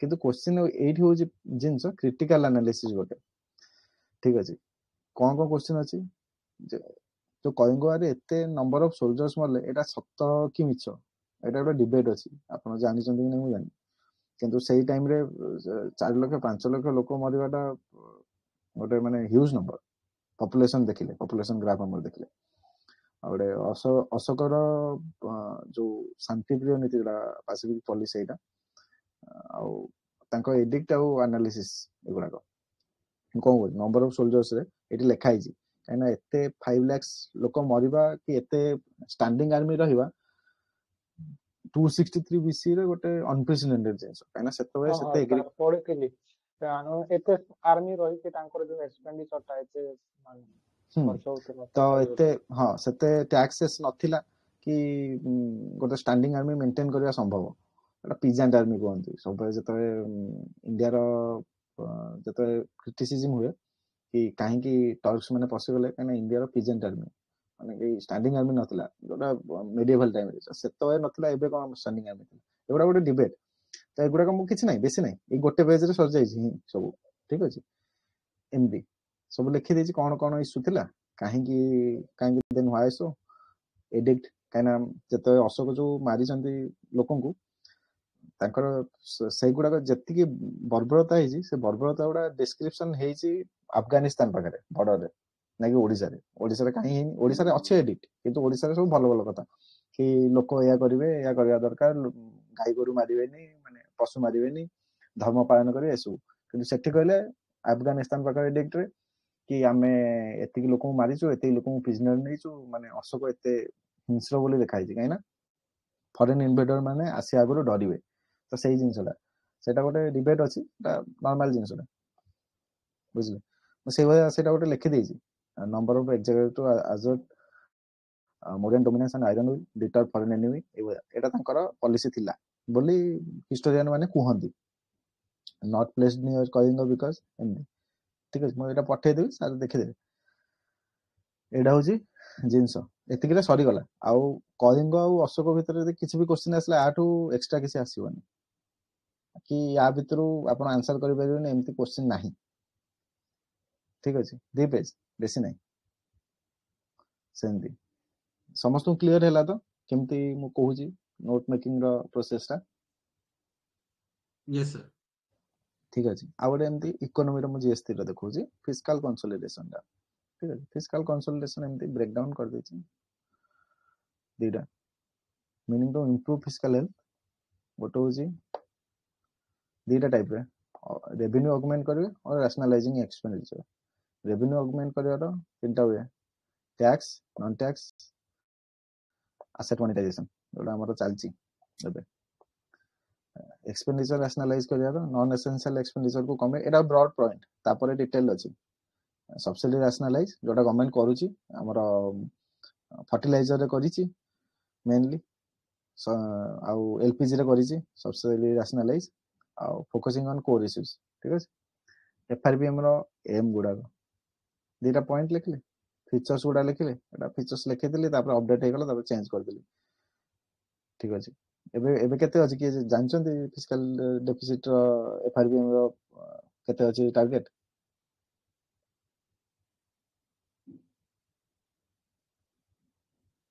ଜାଣିନାହାନ୍ତି ଛାଡ଼ ଭାଇ 25 4.5% ଆମକୁ ଆଣିବାର ଅଛି ନା କେତେ ସାର୍?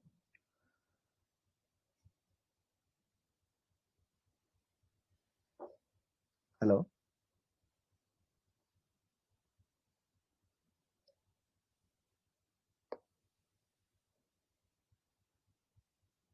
ଭାଇ ଅଡିବଲ? yes sir audible. ହଁ ଠିକ ଅଛି। yes sir ହଁ ସେଗୁଡାକ ମେନ୍ ଦେଖିବେ କି FRBM ର କେତେ ଟାର୍ଗେଟ ଅଛି, ସବୁବେଳେ ରିଭାଇଜ ହଉଛି, ଏଥର ରିଭାଇଜ ହେଇଛି ଇଏ ଟାଇମରେ କୋଭିଡ ପରେ ଜଷ୍ଟ ସେଗୁଡା ଦେଖିବେ। ତାର ଗୋଟେ ଏସ୍କେପ୍ କ୍ଲଜ ଅଛି, ଏଠି ଲେଖିନି, ଏଠି କାହିଁକିନା ମୁଁ ଫିସ୍କାଲ କନସୋଲିଡେସନ ଲେଖିଛି ବୋଲି ଲେଖିନି, ଏଟା FRBM ର ଏମ୍ ଗୁଡାକ ଠିକ ଅଛି। ତାର କ୍ରିଟିସିଜମଟା ଏଇଆ କି ଗୋଲ ପୋଷ୍ଟ ବାରମ୍ବାର ସିଫ୍ଟ ହଉଛି, ଥରେ ଗୋଟେ ଗୋଲ କହିଲେ ତାପରେ ଆଉ ଗୋଟେ ଗୋଲ କହିଲେ ତାପରେ ପୁଣି ଏବେ ନୂଆ ପୁଣି ତା ଦେହରେ ଗୋଟେ ଏସ୍କେପ୍ କ୍ଲଜ ଲଗେଇ ଦେଇଛନ୍ତି, ତ ଗଭର୍ଣ୍ଣମେଣ୍ଟର କମିଟମେଣ୍ଟ ନାହିଁ। ଆଉ ଗୋଟେ ଟୁ ମଚ୍ ରିଜିଡିଟି ହେଲେ କଣ ହବ, ୱେଲଫେୟାର ହ୍ୟାମ୍ପର ହବ, ଗ୍ରୋଥ ହ୍ୟାମ୍ପର ହବ। ଏଇଟା ଅରୁଣ ଜେଟଲୀ କହିଥିଲେ ପାର୍ଲାମେଣ୍ଟରେ, ଅରୁଣ ଜେଟଲୀ ଯେତେବେଳେ ପ୍ରାଇମ ମିନିଷ୍ଟର ଥିଲେ, ଫାଇନାନ୍ସ ମିନିଷ୍ଟର ଥିଲେ। ମାଇ ବ୍ୟାଡ୍। ଆଉ ଗୋଟେ ଜିନିଷ, ଯଦି ଗଭର୍ଣ୍ଣମେଣ୍ଟ FRBM କୁ ଆଦିଅର କରୁନି, ମୋର ଗୋଟେ ମୁଁ ପଏଣ୍ଟଟା ଭୁଲି ଯାଉଛି, ତାର ଗୋଟେ ଆଉ ଗୋଟେ ଲୁପହୋଲ ଥିଲା, ମୁଁ ସେ ପଏଣ୍ଟଟା ଭୁଲି ଯାଉଛି, ସରି ଛାଡ଼ନ୍ତୁ। ଆଉ ଗୋଟେ FRBM ଅନ୍ୟ ପାର୍ଟ କଣ, ଏସ୍କେପ୍ କ୍ଲଜ ଅଛି। ଏଇ କ୍ଲଜରେ ନ୍ୟାସନାଲ କାଲାମିଟି ହେଲା କି ଏଗ୍ରିକଲଚର GDP ଯଦି 3% ରୁ ଇଏ କମ ହେଲା, ତାହେଲେ ଆମେ FRBM କୁ ଲାଗୁ କରିପାରିବୁ। ଇଣ୍ଟରଜେନେରେସନାଲ ପ୍ରାୟୋରିଟି ଏଇଟା FRBM ର, ମାନେ ଏଇଟା କ୍ଲିକ୍ ନାହିଁ। ଇଣ୍ଟରଜେନେରେସନାଲ ପ୍ରାୟୋରିଟି ହଉଛି ଆଜିକା ଲୋକ ଗଭର୍ଣ୍ଣମେଣ୍ଟ ଖର୍ଚ୍ଚ କରିଦେଇ ପଳେଇଥିବ, ଆପଣ ପିଲା ଛୁଆ ଆସିକି ଟ୍ୟାକ୍ସ ଦେଇକି ତାକୁ ଭରିବେ, ତ ସେଥିପାଇଁ FRBM ଅଣା ହେଲା। ତାର ମେନ୍ ଏମ୍ ହଉଛି ଏଇଟା, ଇଣ୍ଟରଜେନେରେସନାଲ ପ୍ରାୟୋରିଟି। ଏଇଟା କ୍ଲାଇମେଟ ଚେଞ୍ଜରେ ବି ଏଇଟା ଇମ୍ପୋର୍ଟାଣ୍ଟ, ଇଣ୍ଟରଜେନେରେସନାଲ ପ୍ରାୟୋରିଟିଟା। ଆଉ ଗୋଟେ ଇନଷ୍ଟିଟ୍ୟୁସନାଲାଇଜିଂ ଦ ଫିସ୍କାଲ ଷ୍ଟ୍ରକ୍ଚର, ଏଇଟା ରେକମେଣ୍ଡେସନଟା ଅଛି ଫିସ୍କାଲ କାଉନସିଲ କ୍ରିଏଟ କରିବାର। 13th commission finance commission, 14th finance commission, NK Singh, ଏମାନେ ସମସ୍ତେ ରେକମେଣ୍ଡ ଦେଇଛନ୍ତି ଗୋଟେ ଫିସ୍କାଲ କାଉନସିଲ କ୍ରିଏଟ ହଉ, କିନ୍ତୁ ତା ଉପରେ ଡିବେଟ ହବା ଦରକାର। କଣ ପାଇଁ? ବଜେଟ ଫୋରକାଷ୍ଟ ହବ, ଚେକ୍ ଅନ୍ କ୍ରିଏଟିଭ ଆକାଉଣ୍ଟିଂ, ଯେମିତି ଗଭର୍ଣ୍ଣମେଣ୍ଟ କଣ କରୁଛି, ନିଜେ ଲୋନ୍ ନଉନି, ନାବାର୍ଡକୁ କହୁଛି ତମେ ଲୋନ୍ ନେଇକି ବାଣ୍ଟ, ସେଗୁଡାକ 15th ଫାଇନାନ୍ସ କମିଶନ ମନା କରିଦେଲା, କହିଲା ଏମିତି କରନି, ଭଲ ନୁହଁ। ତ ରିଏଲିଷ୍ଟିକ ବଜେଟ ଟାର୍ଗେଟ, ଫାଷ୍ଟ ଯେତେବେଳେ ଡିସଇନଭେଷ୍ଟମେଣ୍ଟ ଆସିଲା, ଫାଇନାନ୍ସ ମିନିଷ୍ଟର କହିଲେ ଆମେ 1,64,000 crore ଡିସଇନଭେଷ୍ଟମେଣ୍ଟ କରିଦେବୁ, ଦେଖିଲା ଗଲା 30,000 crore। ସେଇଟା ଅନରିଲିଷ୍ଟିକ ଟାର୍ଗେଟ ଅନରିଲିଷ୍ଟିକ ହେଲେ ଗଭର୍ଣ୍ଣମେଣ୍ଟର ରେଭିନ୍ୟୁ ଆସିବନି। ଗଭର୍ଣ୍ଣମେଣ୍ଟ ଯେତେବେଳେ ବଜେଟ ତିଆରି କରୁଛି, ଗୋଟେ ଅଛି ବଜେଟ ଏଷ୍ଟିମେଟ ଆଉ ଗୋଟେ ରିଭାଇଜ ଏଷ୍ଟିମେଟ, ସେ ଦିଟା ଭିତରେ ବହୁତ ଫରକ ଆସିଯିବ। ଆସିଗଲେ କଣ, ଟ୍ୟାକ୍ସ ଅଥରିଟିଙ୍କ ଉପରେ ପଡିବ ପ୍ରେସର କି ତମେ ଆମକୁ ଟ୍ୟାକ୍ସ କଲେକ୍ଟ କରିକି ଦିଅ, ତ ଟ୍ୟାକ୍ସ ଟେରରିଜିମ ହବ, ତାକୁ କନେକ୍ଟ ବି କରିପାରିବେ ଟ୍ୟାକ୍ସ ଟେରରିଜିମ ସହିତ ଟାର୍ଗେଟ ହେଲେ। ଠିକ ଅଛି। ପଲିଟିକାଲ ମାୟୋପିଆ, ଗଭର୍ଣ୍ଣମେଣ୍ଟ ଆଜି ସବସିଡି ଦେଇ ଦଉଛି, ଆଜି 5,000 ଟଙ୍କା 15,000 ଟଙ୍କା ଆକାଉଣ୍ଟକୁ ପଠେଇ ଦଉଛି, କାଲି ସକାଳେ ଯେମିତି ଉତ୍ତରାଖଣ୍ଡର କେସ୍ ହେଇଛି, ସରି ହିମାଚଳରେ ଯେମିତି ହଉଛି, ଫିସ୍କାଲ ବାଲାନ୍ସ ତାଙ୍କର ନାହିଁ, ଏଇ ଇସ୍ୟୁଟା ହବ। ଏଇଟା ଗଲା ମୁଁ ଇକୋନୋମିର ଦେଖେଇଦେଲି। ଏଇ ଟାଇପର ଆପଣ ମନେକର ଇକୋନୋମିରେ କଣ କରିବେ,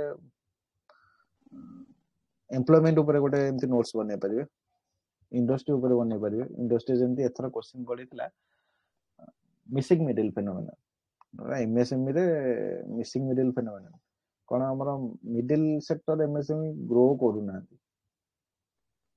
ଠିକ ଅଛି, ସ୍ମଲ ରୁ ମିଡିୟମ କେ ହଉନାହାନ୍ତି ସବୁ, କାହିଁକିନା କମ୍ପ୍ଲାଏନ୍ସ କଷ୍ଟ ବଢିଯିବ ବୋଲି, ସେଟା ହଉଛି ମିସିଂ ମିଡିଲ। ସେମିତି ଇନଭେଷ୍ଟମେଣ୍ଟରେ, ଏମ୍ପ୍ଲୟମେଣ୍ଟରେ, ସବୁଥିରେ ଆପଣ ଗୋଟେ ଗୋଟେ ନୋଟ୍ ଡିଟେଲ ବନେଇଦେଲେ ମେନ୍ସ ବେଳକୁ ରିଭିଜନ କରିବାକୁ ଇଜି ହବ। ଆଉ ପୁରା ଡିଟେଲ ନୋଟ୍ ବନେଇବା ଦରକାର ନାହିଁ, କିନ୍ତୁ ନୋଟ୍ସଟା ଏମିତି ହବା ଦରକାର କି ଭ୍ୟାଲୁ ଆଡ୍ କରୁଥିବା ଆନ୍ସରକୁ। ଯୋଉଟା ଟ୍ରିଭିଆଲ ଜିନିଷ ଲେଖିବେନି କି GDP ଏଇଆ, GNP ଏଇଆ, ଗୁଡା ତ ମୁଣ୍ଡରେ ଥିବ, ତ ଲେଖିବା କଣ ଦରକାର, ତ ଲେଖିବେନି। ଯୋଉଟା ଭ୍ୟାଲୁ ଆଡ୍ କରୁଥିବ ସେମିତି ମୁଁ ଦେଖେଇଦେବି। ଆଉ ଗୋଟେ ମୋର ଇକୋନୋମିର କେମିତି ନୋଟ୍ସଟା, ଆଉ ଗୋଟେ GS2 ରେ ମୁଁ ଦେଖଉଛି। ହଁ ଗୋଟେ ସେକେଣ୍ଡ, ଯୋଉ କହିଲି PRS, ଏଇଟା PRS ଡାଟା, ଠିକ ଅଛି, ଏଇଟା PRS ଡାଟା। କ୍ୱେଶ୍ଚିନ୍ଟା କଣ ଥିଲା, ଏମିତି ସବୁ ଥିମାଟିକ କେମିତି କହୁଛି, এটা হচ্ছে thematic impact of strong PMO on legislative business executive business federal structure এটা হচ্ছে থিমেଟିক স্ট্রং ପିଏମଓ ଏବେ ସ୍ଟ୍ରଙ୍ଗ ପିଏମଓ ଗୋଟେ ରିଏଲିଟି ଆଗରୁ ନଥିଲା ଠିକ ଅଛି ଏବେ ସ୍ଟ୍ରଙ୍ଗ ପିଏମଓ ଗୋଟେ ରିଏଲିଟି ତ ସେଥିପାଇଁ ଏଗୁଡାକ କ୍ୱେଶ୍ଚନ ଆସିପାରେ ଲେଜିସ୍ଲେଟିଭ ବିଜନେସ ଉପରେ କଣ କଣ ଫୋକସ ଅଛି ଏକ୍ସିକ୍ୟୁଟିଭ ବିଜନେସ ଉପରେ କଣ ଇମ୍ପାକ୍ଟ ରହୁଛି ଫେଡeraल ଉପରେ କଣ ହଉଛି ତ ଏତିକିରେ ହେଲା ପାର୍ଲାମେଣ୍ଟର ଡିକ୍ଲାଇନିଂ ରୋଲ ଏଟା ପିଆରଏସ୍ ରୁ ହେଇଛି ଦେଖନ୍ତୁ କଡଲା PRS legislative research data shows Lok Sabha annual average sitting days 1950 रे 70 रे 121 थिला 22 23 रे 56 थिला ए जो पैंडेमिनियम होची कांस्टेंट पैंडेमिनियम कांस्टेंट डिसरप्शन प्रोसीडिंग रे एला तो गोटा मेजर इशू हमर सेति पय तो बहुत किछि गवर्नेंस रे मेन जिंस होची कि पार्लियामेंट जेतु अपहोल्ड करि परनी कार अकाउंटेबिलिटी तो सेति पय करप्शन भी बढ़ुची करप्शन मेन इशू सेटा क्याग रिपोर्ट देले कौन हम पब्लिक अकाउंट कमिटी रिपोर्ट ऊपर पार्लियामेंट डिबेट हला समस्त कहते पॉलिटिकल बैकिंग रोची भूल रिपोर्ट सब जदि भूल ताले कौन हम सेटा होची मेन जिंस तो पार्लियामेंट जदि ठीक रे जो दिन चलियो देश ठीक से चलियो तो एटा बहुत इंपोर्टेंट टॉपिक टा एटा गोटे less bills are refer to committee stage 71% bill 15th Lok Sabha रे 27% बिल 16th रे 13% 17th लोकसभा रे तो 2019 रे गवर्नमेंट कमिटी ही तयारी करनतला गोटे सेशन सरी गला एमती होची जिंस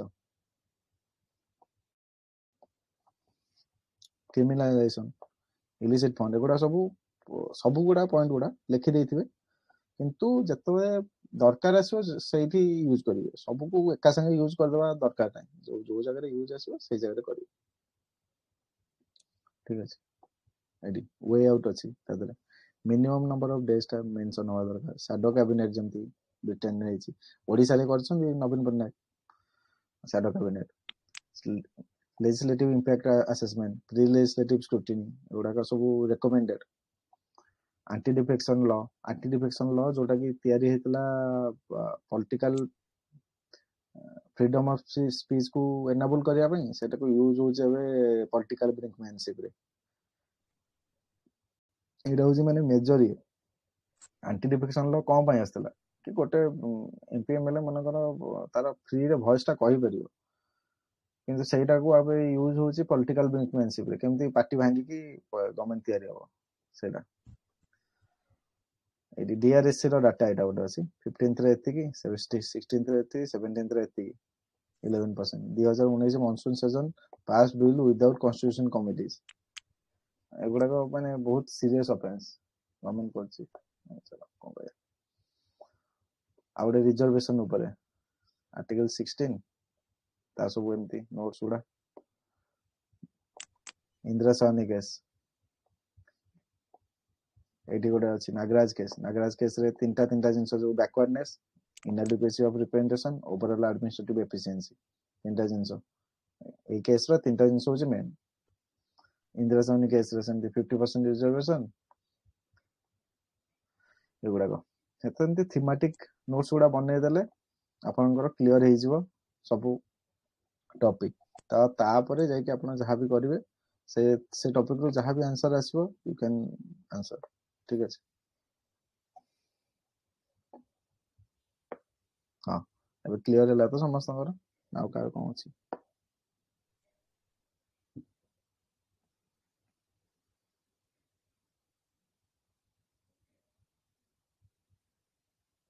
सर पब्लिक एडमिनिस्ट्रेशन पे डी कहबे पब्लिक एडमिनिस्ट्रेशन पे कहबे एडा मिनिस्टर सजो म कहबे काना सेटा तो समस्त पबार नथि So you have made these notes before prelims or after prelims? Etah after prelims करथली बोले म आफ्टर प्रीलिम्स ओनली प्रीलिम्स पर बहुत टाइम है तो लाइक माने टाइम हे गला एते गुडे जिंस करिते फिर तो आंसर राइटिंग करिते हम जो टॉपिक मन कर पढिले गोटे टॉपिक आंसर राइटिंग तो सब दिन सब नथिबो आज जीएस1 रो अछि मो जीएस1 रो हाफ जाय अछि मो हाफ जाय जति नोट्स बनैली करबी तापरे नेक्स्ट थर को आउथरे करबी तो मु एटा आफ्टर प्रीलिम्स से करथली एक्चुअली सर आपन को आंसर राइटिंग आउ गोटे जिंस मोर एतिकी नोट नो बहुत नोट अछि मो यूपीएससी मेंस टाइम रे भी करथली किछ नोट ତ ସେଗୁଡା ମତେ ହେଲ୍ପ କଲା। सर आंसर राइटिंग का सेंड कर दो sir sir only test please series ask one by one please.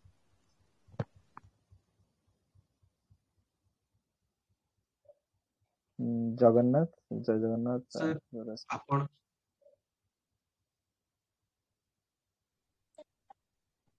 Sir yes हाँ कौन तो 2 test series sufficient for 2 institute test series sufficient for prelims कौन आउ थरे मते वॉइस टा ब्रेक होची। आई एम नॉट एबल दुईटा to hear you. institute test series दुईटा sufficient for institute test series sir total तो 80 test series ହେଇଯିବ ସେ sufficient ହେଇଯିବ हाँ sir prelims ପାଇଁ। मोर देन एनफ एते दरकार नहीं। आपण गोटे रो भी आपण भलसे करिवे, भलसे ताको एनालिसिस करिवे, ठीक अछि। जदी खाली 80 टा देखि एनालिसिस न करि परछन्ती सर ମୁଁ analysis କରୁଛି sir vision IAS ର ଆଉ ଦୃଷ୍ଟିର sir। ठीक अछि no more than enough. Try to work on your weak points, sir ठीक अछि। जोटा भी तुमको वीक लागुची सेही जिंस ऊपर ट्राई करो। मोर आपनकर हिस्ट्री रे 130 रहउची, खाली हिस्ट्री दे चलते फील गुड फैक्टर न होबई that's shouldn't be the case, ठीक अछि। आपनको भल जानले मोर वीक अछि एनवायरनमेंट, मु एनवायरनमेंट रे टेस्ट देबी। जानले मोर पॉलिटी वीक अछि पॉलिटी रे टेस्ट देबी। आ फुल लेंथ टेस्ट को फोकस करबे लास्ट टाइम रे सब्जेक्ट वाइज टेस्ट देबेन लास्ट मंथ। एबे तो 1 मंथ रहला, एबे सब्जेक्ट वाइज टेस्ट छाडन सब फुल लेंथ ही दियन सब मिसी कि थिबो जोटा रे। कोंतु के दास पचरतले sir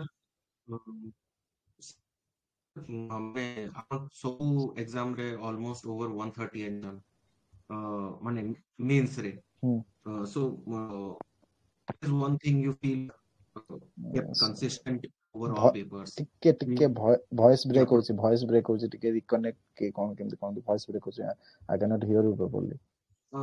hello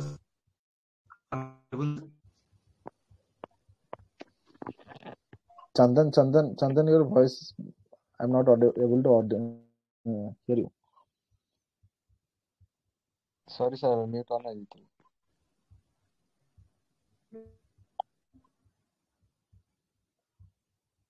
Yes. Hello sir, am I audible now? Yes. sir माने आपण सर सब पेपर रे ऑलमोस्ट 130 प्लस आनिचन मेंस रे। so what is one thing that you kept consistent over all the papers? आपण को जेंटा लागु छे कि आपण को हाई स्कोर करबारे हेल्प कला।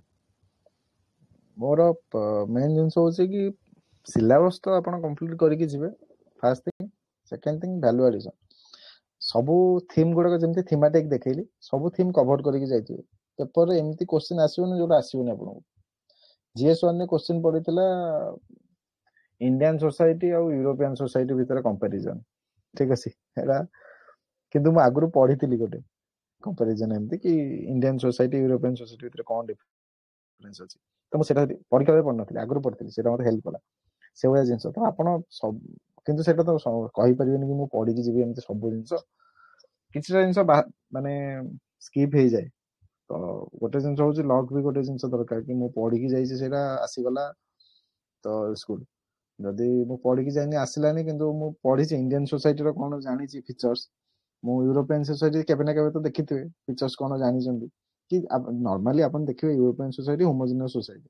एबे रिसेंटली चैलेंज बैकलैश सेटमेंट फेस करचंदी कि बाहर लोक जाउचंदी बोली। तो सेटा को आपण लिखिबे आ कोन आपण पढिचंदी आउटलुक अछि मेंस पई। वांस जदि सब थीम ऊपर प्रिपेयर कर देला ना एमती क्वेश्चन नाही कि आपण आसीबोनी न आसला वाला क्वेश्चन नथिबो। से क्वेश्चन को केमती क्वालिटी आंसर लिखिबे सेटा दरकार। आ आंसर एमती लिखि कि मु जानितिली मु ठीक ठाक आंसर लिखिजी काइना मते खरा देले जने केते दो 5 4 10 तार 2 3 तो दबनी से वो आंसर लिखि के आसीबे। हां दउचंदी एबे दउचंदी केते केते जनकर 80 90 90 95 एमती भी रहउची। कोन पई रहउची सेटा सब मु कहि परिबिनी किंतु आपण आपण बेस्ट देबे, ठीक अछि।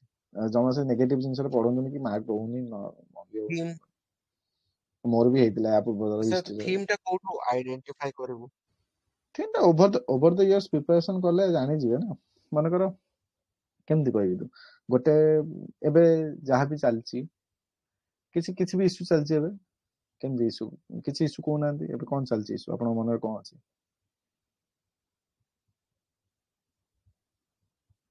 ଯେମିତି ଓଡିଶାରେ ଗୋଟେ ସାଡୋ କ୍ୟାବିନେଟ କ୍ରିଏଟ କରିଛନ୍ତି ଏକ୍ସ-ସିଏମ ନବୀନ ପଟ୍ଟନାୟକ। ତ ପାର୍ଲାମେଣ୍ଟାରୀ ଡେମୋକ୍ରେସିରେ ସାଡୋ କ୍ୟାବିନେଟର ଇମ୍ପୋର୍ଟାନ୍ସ କଣ? ସେଇଟା ଗୋଟେ କ୍ୱେଶ୍ଚିନ୍, କେବେ ଷ୍ଟାଣ୍ଡାଲୋନ କ୍ୱେଶ୍ଚିନ୍ ଆସିବନି, କିନ୍ତୁ ସେଇଟାକୁ ଆପଣ ସବଷ୍ଟାନ୍ସିଏଟ୍ କରିପାରିବେ ପାର୍ଲାମେଣ୍ଟାରୀ ଡେମୋକ୍ରେସିରେ କେମିତି ସେଟା ହେଲ୍ପ କରିବ ବୋଲି। ତ ସେଇଟା ହଉଛି ଥିଙ୍ଗ। ସେଟା ଏତିକି ଟିକେ ଲେଖି ହେବ, 5 ଲାଇନର ଜିନିଷ, କିନ୍ତୁ 5 ଲାଇନର ଜିନିଷଟା ଆପଣ ସବଷ୍ଟାନ୍ସିଏଟ୍ କରିପାରିବେ ଯେତେବେଳେ ବି ଆସିଲା। ଓଡିଶାର ଏକ୍ସାମ୍ପଲ ଦେଇଦେବ କି ଓଡିଶାରେ ଏମିତି ହେଇଛି, ଯୋଉଟା କି ଗଭର୍ଣ୍ଣମେଣ୍ଟକୁ ଚେକରେ ରଖିବ। ପଲିଟିକାଲ ଭ୍ୟୁ ରଖିବେନି ଜମା। ପଲିଟିକାଲ ଭ୍ୟୁ ରଖିବାଟା ଷ୍ଟ୍ରିକ୍ଟଲି ପ୍ରୋହିବିଟେଡ୍। ଏବେ ଟେଲିଗ୍ରାମ ଗ୍ରୁପରେ ତ ସବୁଠି ପଲିଟିକାଲ ଡିସ୍କସନ, ସମସ୍ତେ ପଲିଟିକାଲ ଆନାଲିଷ୍ଟ, ତ ଇଗ୍ନୋର ଦେମ୍। ଠିକ ଅଛି, ଆମେ ଅବଜେକ୍ଟିଭ ହିସାବରେ ଆନାଲାଇଜ କରିବା ଇସ୍ୟୁ ଗୁଡାକ।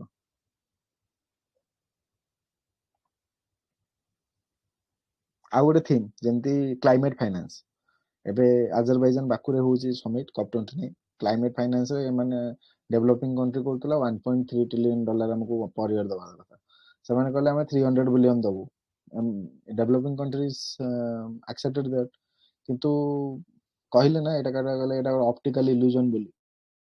ଇଣ୍ଡିଆ କହିଲା ଅପ୍ଟିକାଲ ଇଲ୍ୟୁଜନ, ଏସବୁ ମାନେ ତମେ ତମ ଇଏରେ କହିଦଉଛ ଏମିତି କେମିତି ହବ, ଏସବୁ ଜିନିଷ। ତ ତା ଉପରେ କ୍ଲାଇମେଟ ଫାଇନାନ୍ସ ହଉଛି ଗୋଟେ ଥିମ୍। ଏଠି ଥିମ୍ ଟା କଣ? Climate finance. ବୁଝିପାରିଲେ? କ୍ଲାଇମେଟ ଫାଇନାନ୍ସ କୋଉଠି 2011 ଆରମ୍ଭ କରି 2015 ଏବେ ବାକୁ 15ରେ କଣ ହେଇଥିଲା ଜାଣିଛନ୍ତି? କ୍ଲାଇମେଟ ଫାଇନାନ୍ସ ମାନେ ପ୍ୟାରିସରେ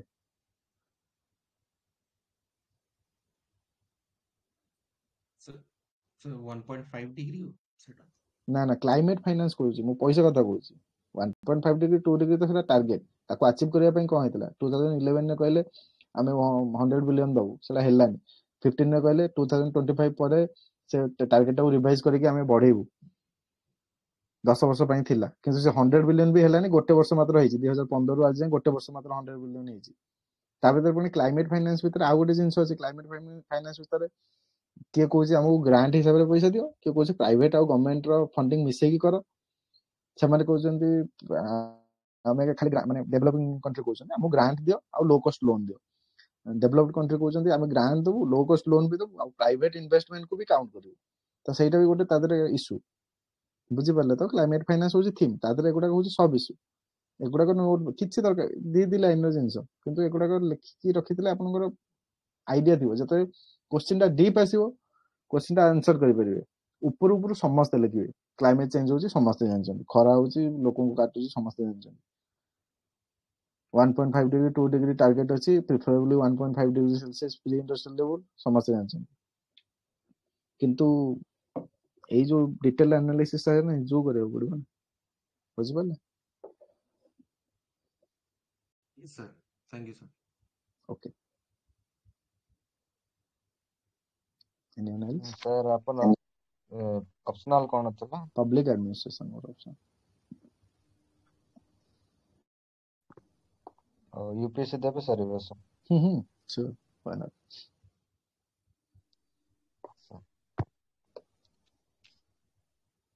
ଆଉ କାହାର କିଛି କ୍ୱେଶ୍ଚିନ୍ ନାହିଁ ତ? ସାର୍ ମ୍ୟାଥ୍ସ ମୋର ସୋସିଓଲୋଜି ଅଛି ସାର୍, ତ ମୁଁ କେମିତି ସ୍କୋରିଂ ବେଷ୍ଟ କରିପାରିବି? ସୋସିଓ ଉପରେ ତ ମୋର ନାହିଁ, Shreyansh sir will guide you. ମୋର ସୋସିଓ ଉପରେ କିଛି ସେମିତି ନଲେଜ ନାହିଁ। ହଁ ସାର୍, ମୁଁ ସାର୍ 23 ପ୍ରିଲିମ୍ସ ଦେଇଥିଲି ସାର୍ ଗୋଟେ ଜିନିଷ, ୟୁପିଏସସି ର। ଆଚ୍ଛା ଗୋଟେ ଜିନିଷ ମୁଁ କହିବି ଖାଲି, ନର୍ମାଲ ସବୁ ଅପସନାଲ ପାଇଁ, ପ୍ରିଲିମ୍ସ ଆଗରୁ ଗୋଟେ ରିଭିଜନ ସାରିଥିବେ, ପ୍ରିଲିମ୍ସ ପରେ ଗୋଟେ ରିଭିଜନ କି 2ଟା ରିଭିଜନ ସାରିବେ, ଗୋଟେ ରିଭିଜନ ସାରିବେ, ଏକ୍ସାମ ଆଗରୁ ଗୋଟେ ରିଭିଜନ। ଅପସନାଲ ଭଲ ହବ, ଯୋଉ ଅପସନାଲ ହଉ। ଆଚ୍ଛା ସାର୍, ଆପଣ କେତେ ମାର୍କ ଆସିଥିଲା ୟୁପିଏସସି ରେ? ଅପସନାଲ ସାର୍ ଅପସନାଲ ମୋ 308 ଥିଲା। 308 154 ହଁ ଠିକ ଅଛି। ଆଉ କାହାର କିଛି କ୍ୱେଶ୍ଚିନ୍ ସବଜେକ୍ଟ ମ୍ୟାଟର ଉପରେ କି କାହା ଉପରେ? ଏଥିକ୍ସ ଉପରେ, ଏଥିକ୍ସ ଟା ମୁଁ କହିନି, ଏଥିକ୍ସ ଉପରେ କାହାର କିଛି ସେମିତି ଇସ୍ୟୁଜ ଅଛି?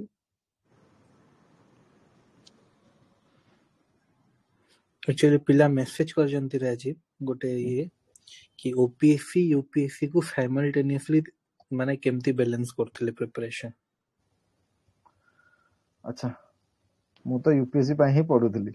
ओपीएससी मेन जिंस होची ओपीएससी मु तो सबसेट कहबिनी ओपीएससी रे आर होची गोटे जिंस ओडिसा बार तो दीटा को पब्लिक सर्विस कमिशन तांकर एम होची ऑफिसर्स सिलेक्ट करिवे सिलेबस तो मोस्टली सेम किछि अलगा माने मते तो किछि लागेनी अलगा गोटे सेमती किछि करिया को पड़ियो जेंति प्री और मेंस सेमती किछि अलगा करिया को पड़ियो ना मे प्री पई टिके डाटा पढिया पड़ियो मेंस पई टिके एनालिसिस करिया पड़ियो तो प्रीलिम्स अछि एथरो डिसेंबर रे जनरली अक्टोबर हुए बते हमरा भी अक्टोबर हेतला तो दिमास अगरो जाए मेंस पई पढी चलिवे ऑप्शनल मेंस पई पढी चलिवे ठीक प्रीलिम्स रो मास से दिमास अगरो प्रिपरेशन लेवल नै जे फर्स्ट टाइम टिके 3 मास नबो जे दे दे आछि से मास से 15 दिन रे भी हे जिवो जे नॉर्मल 2 मास नबो तो 2 मास अगरो प्रीलिम्स मोड पयवे मो प्रीलिम्स मोड पयवे माने कोन स्पेक्ट्रम को खाली रिवीजन करिवे स्पेक्ट्रम में बहुत डाटा अछि पीएमएफ रे बहुत डाटा अछि सेगुडा खाली रिवीजन करिवे सेगुडा डाटा गुडा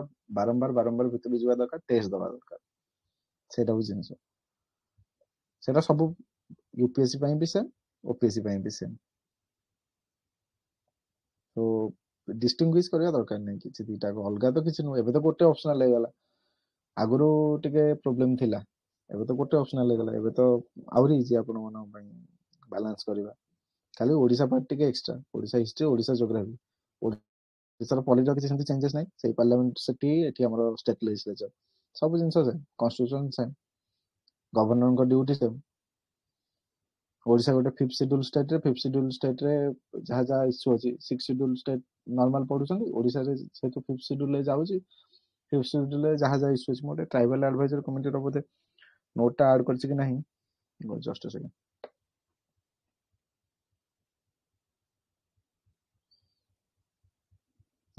ट्राइबल एडवाइजरी काउंसिल रो भी केतरा इश्यू अछि ओडिसा रे पेशा रो थिला पेशा तो एबे इंप्लीमेंट हैला तो सही हिसाब रे किछि चेंजेस नै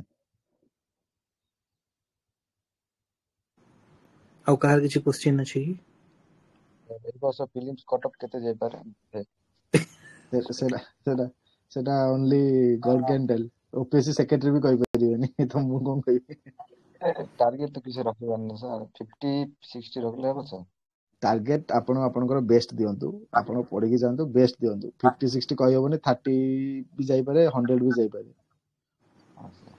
आपण आपण एग्जाम आगरो एसो एग्जाम माने आगरो ए ब्लंडर करनी माने ए सब माने भाबी कि जाओनी कि माने केते मार्क स्कोर करबी केते अटेम्प्ट करबी तापरे ता नेक्स्ट स्टेप होची तमे एग्जाम रे क्वेश्चन सॉल्व करबा बाद रे तमे तापरे टिक करि बोलबो कोटा मु जानि छी कोटा जानि नी तापरे मार्क हिसाब करबो एमती ही जाय एटा होची स्टेप बाय स्टेप बुझिला कि सर ठीक कथा कहले एसो जिंस एटा यूजलेस डिस्कशन कोन केते ऑप्शनल उठी जो होम साइंस उठिबो कि रहइबो कि कोन हबो आ कोन हमर ऑप्शनल केते कट ऑफ जिवो मेंस रे केमती मार्किंग हबो कट ऑफ केते जिवो के सेतरे कोन अछि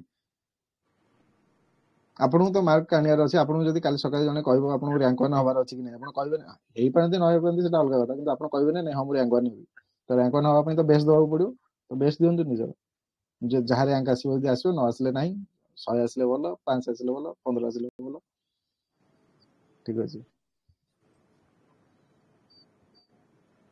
माइंडसेट प्रिपरेशन लाइफ आ आफ्टर रिजल्ट लाइफ कोन कोन चेंजेस आछि को मते आफ्टर रिजल्ट लाइफ टा एते मु तो फील करि परनी किछि खाली गोटे जिंस स्ट्रेस फ्री टिके लागु छी आ किछि नै आ मु सेमती माने इमोशनली एते एक्सप्रेसिव नो तो आगरो भल लागुतला खराब लागुतला एमती एबे किछि लागुनी सेमती एबे खाली माने मु सत कथा कहबो बोले sir I don't consider it's an achievement no मो पई एटा गोटे हां एटा गोटे ऑब्वियसली गोटे मीन गोटे या परे जल्दी कहते नहीं एटा गोटे बैटल आपण बैटल जीति चंती war is still going on तो आपण लोकन पई कोन काम करचंती जॉब लाइफ रे केमती काम करचंती कोन करचंती सेटा मैटर करियो तो गोटे एग्जाम क्लियर कर दे कि एंती नो कि जीति बोली सब किछि एटा ही गोटे यूनिक मु फील करे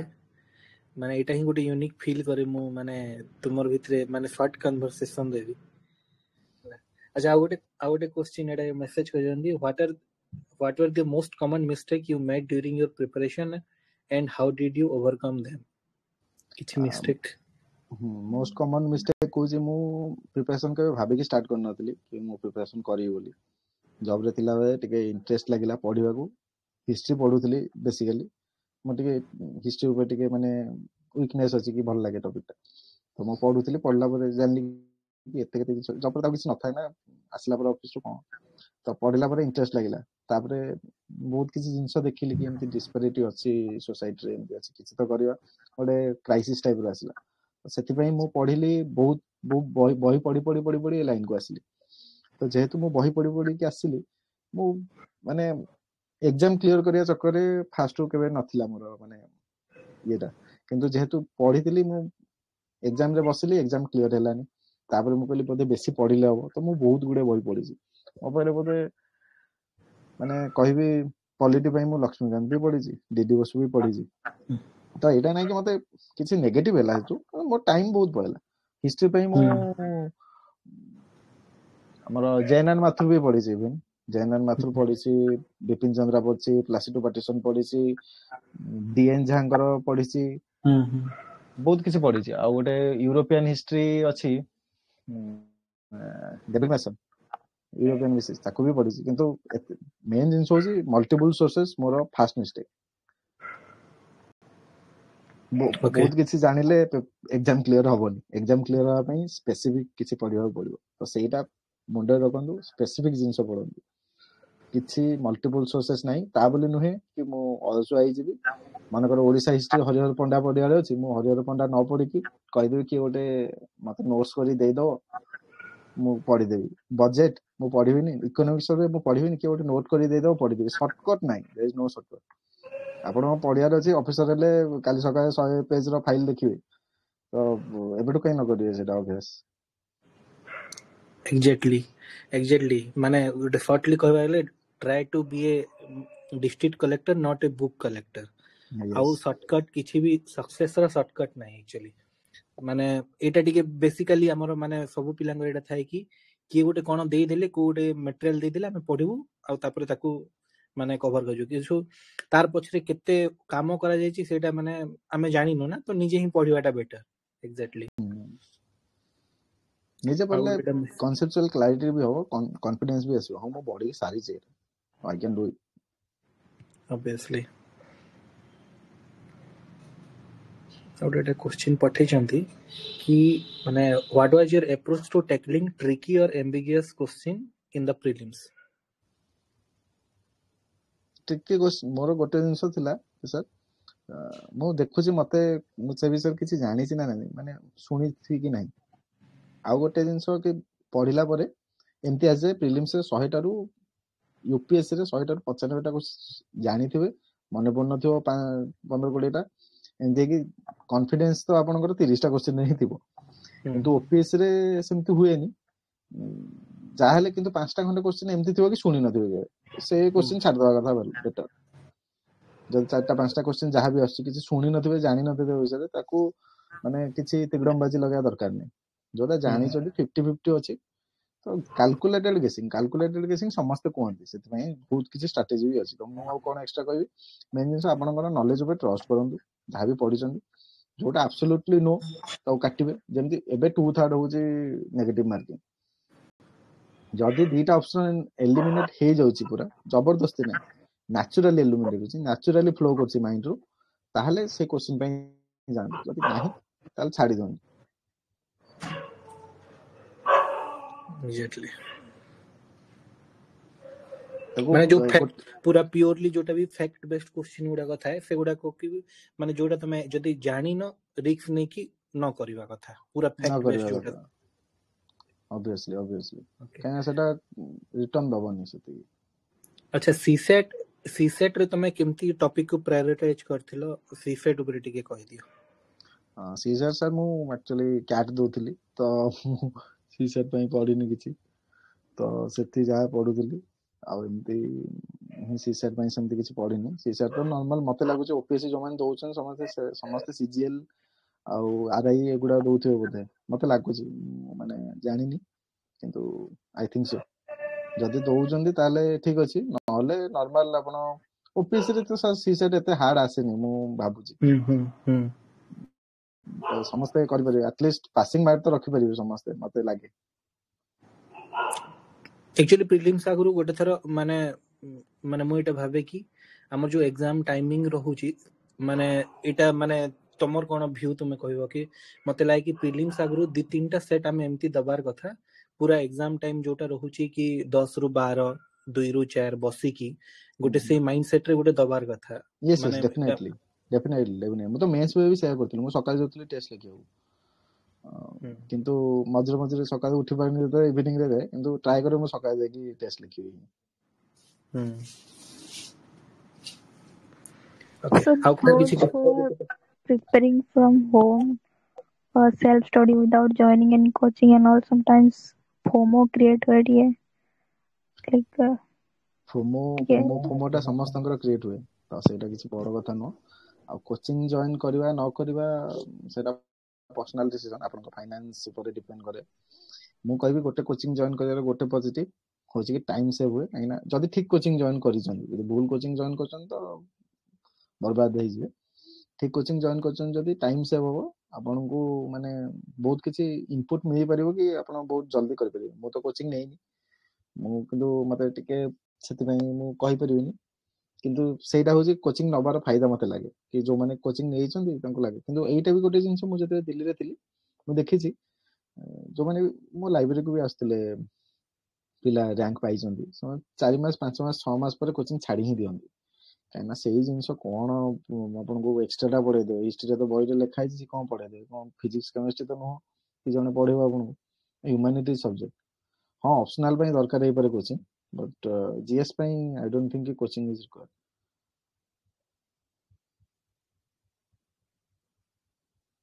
yes sir, but न जानी थिला जाय टिके एमती लागे कि मे भी मु किसी मिस आउट करती जाटा अन्य माने मे भी सेटा टिके ये रहउचंती किछि किछि आपण मिस आउट करना आपण गरे गोटे जिंस मन रखंतु जनरल स्टडी रा जनरल ऑब्जर्वेशन सोसाइटी ऊपर वर्ल्ड ऊपर सब टॉपिक ऊपर तो जनरल ऑब्जर्वेशन करंतु पढंतु गोटे गोटे रीडिंग सरू जदी लागु छै कि ना मु बुझी पारुनी ताहले जिवे कोचिंग रे सेमती किछि एक्स्ट्रा ऑर्डिनरी पढाई देबनी मो हिसाब रे तो जनरल स्टडी पई दरकार नै ऑप्शनल रे टिके जेतु स्पेशलाइज तो you may need coaching but general study पई I will not advise you yes sir. देखो मु गोटे पॉइंट ऐड करछि कि कोचिंग एक्चुअली गोटे माइंडसेट पूरा कंप्लीटली हला आउ एबे तमे जदी निजे डिसिप्लिन अछो बहुत सारा सोर्स अवेलेबल अछि ताकू जस्ट तमे माने गोटे ट्रैक रे पके कि तुमको कोटा न करिवार अछि सेटा जानिवार अछि बहुत सारा सोर्स अवेलेबल अछि टेलीग्राम रे यूट्यूब रे माने तमे जनरल स्टडी को जदी जनरलाइज ही सेटा ना ही दिया अछि जनरल स्टडीज मींस ताकू तमे गोटे जनरल ही स्टडी करिवो एटा एक्चुअली स्टार्टिंग रे माने माने मु भी निजे ही मिस्टेक करथिले कि इकोनॉमिक्स पढला बेलो को मृणाल सांकर सेतेले दिल्ली रे पूरा मोर फास्ट तांकर गोटे 78 एमती आस्थिला 2018 आडे माने गोटे बही थिला तापर भी धीरे धीरे 6टा कि 7टा बही हेलानी तांकर से मोटा मोटा साइज माने तार गोटे जेरॉक्स भी करबो ना माने 1500 खंडे पेज होची हला तो तार भी बहुत सारा बुक्स अछि कि रमेश सिंह कहला मु तो उमा कपिला पर्यंत भी से बुक उमा कपिला गोटे ऑप्शनल जो माने इकोनॉमिक थिबो जहारो से माने जानि थिबे ला गोटे मु भी एमती स्ट्रेटजी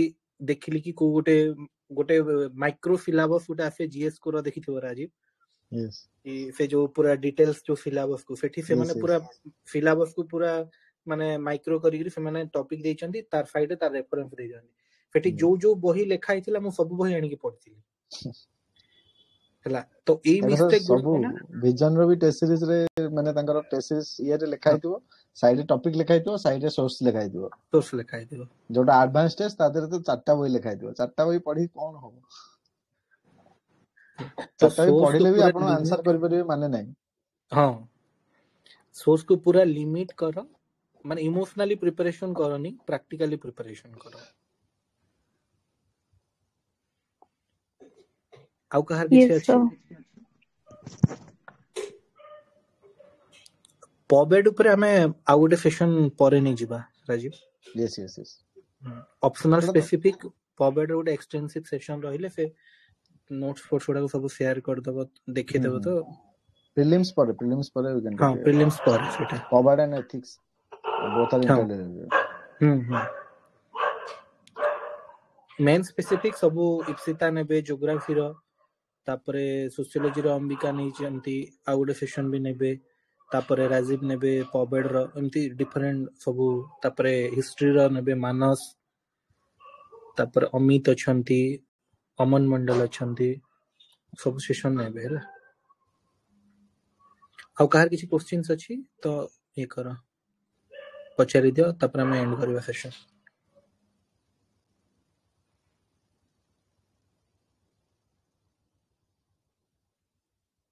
ठीक है सर आई थिंक समस्त डाउट क्लियर हो जाई okay okay thank you so much Rajeev बहुत टाइम भी हो गलानी थैंक यू मैं एक्चुअली भाबिथिलु 45 मिनिट्स खंडे कन्वर्सेशन है पर ठीक अछि इंटरैक्टिव रहला बहुत भल लागिला पिलांको आई होप समस्त को भल लागिथियो ओके मैं एंड करियो sir thank you sir thank you everyone best of luck for prelims everyone okay Yes, sir.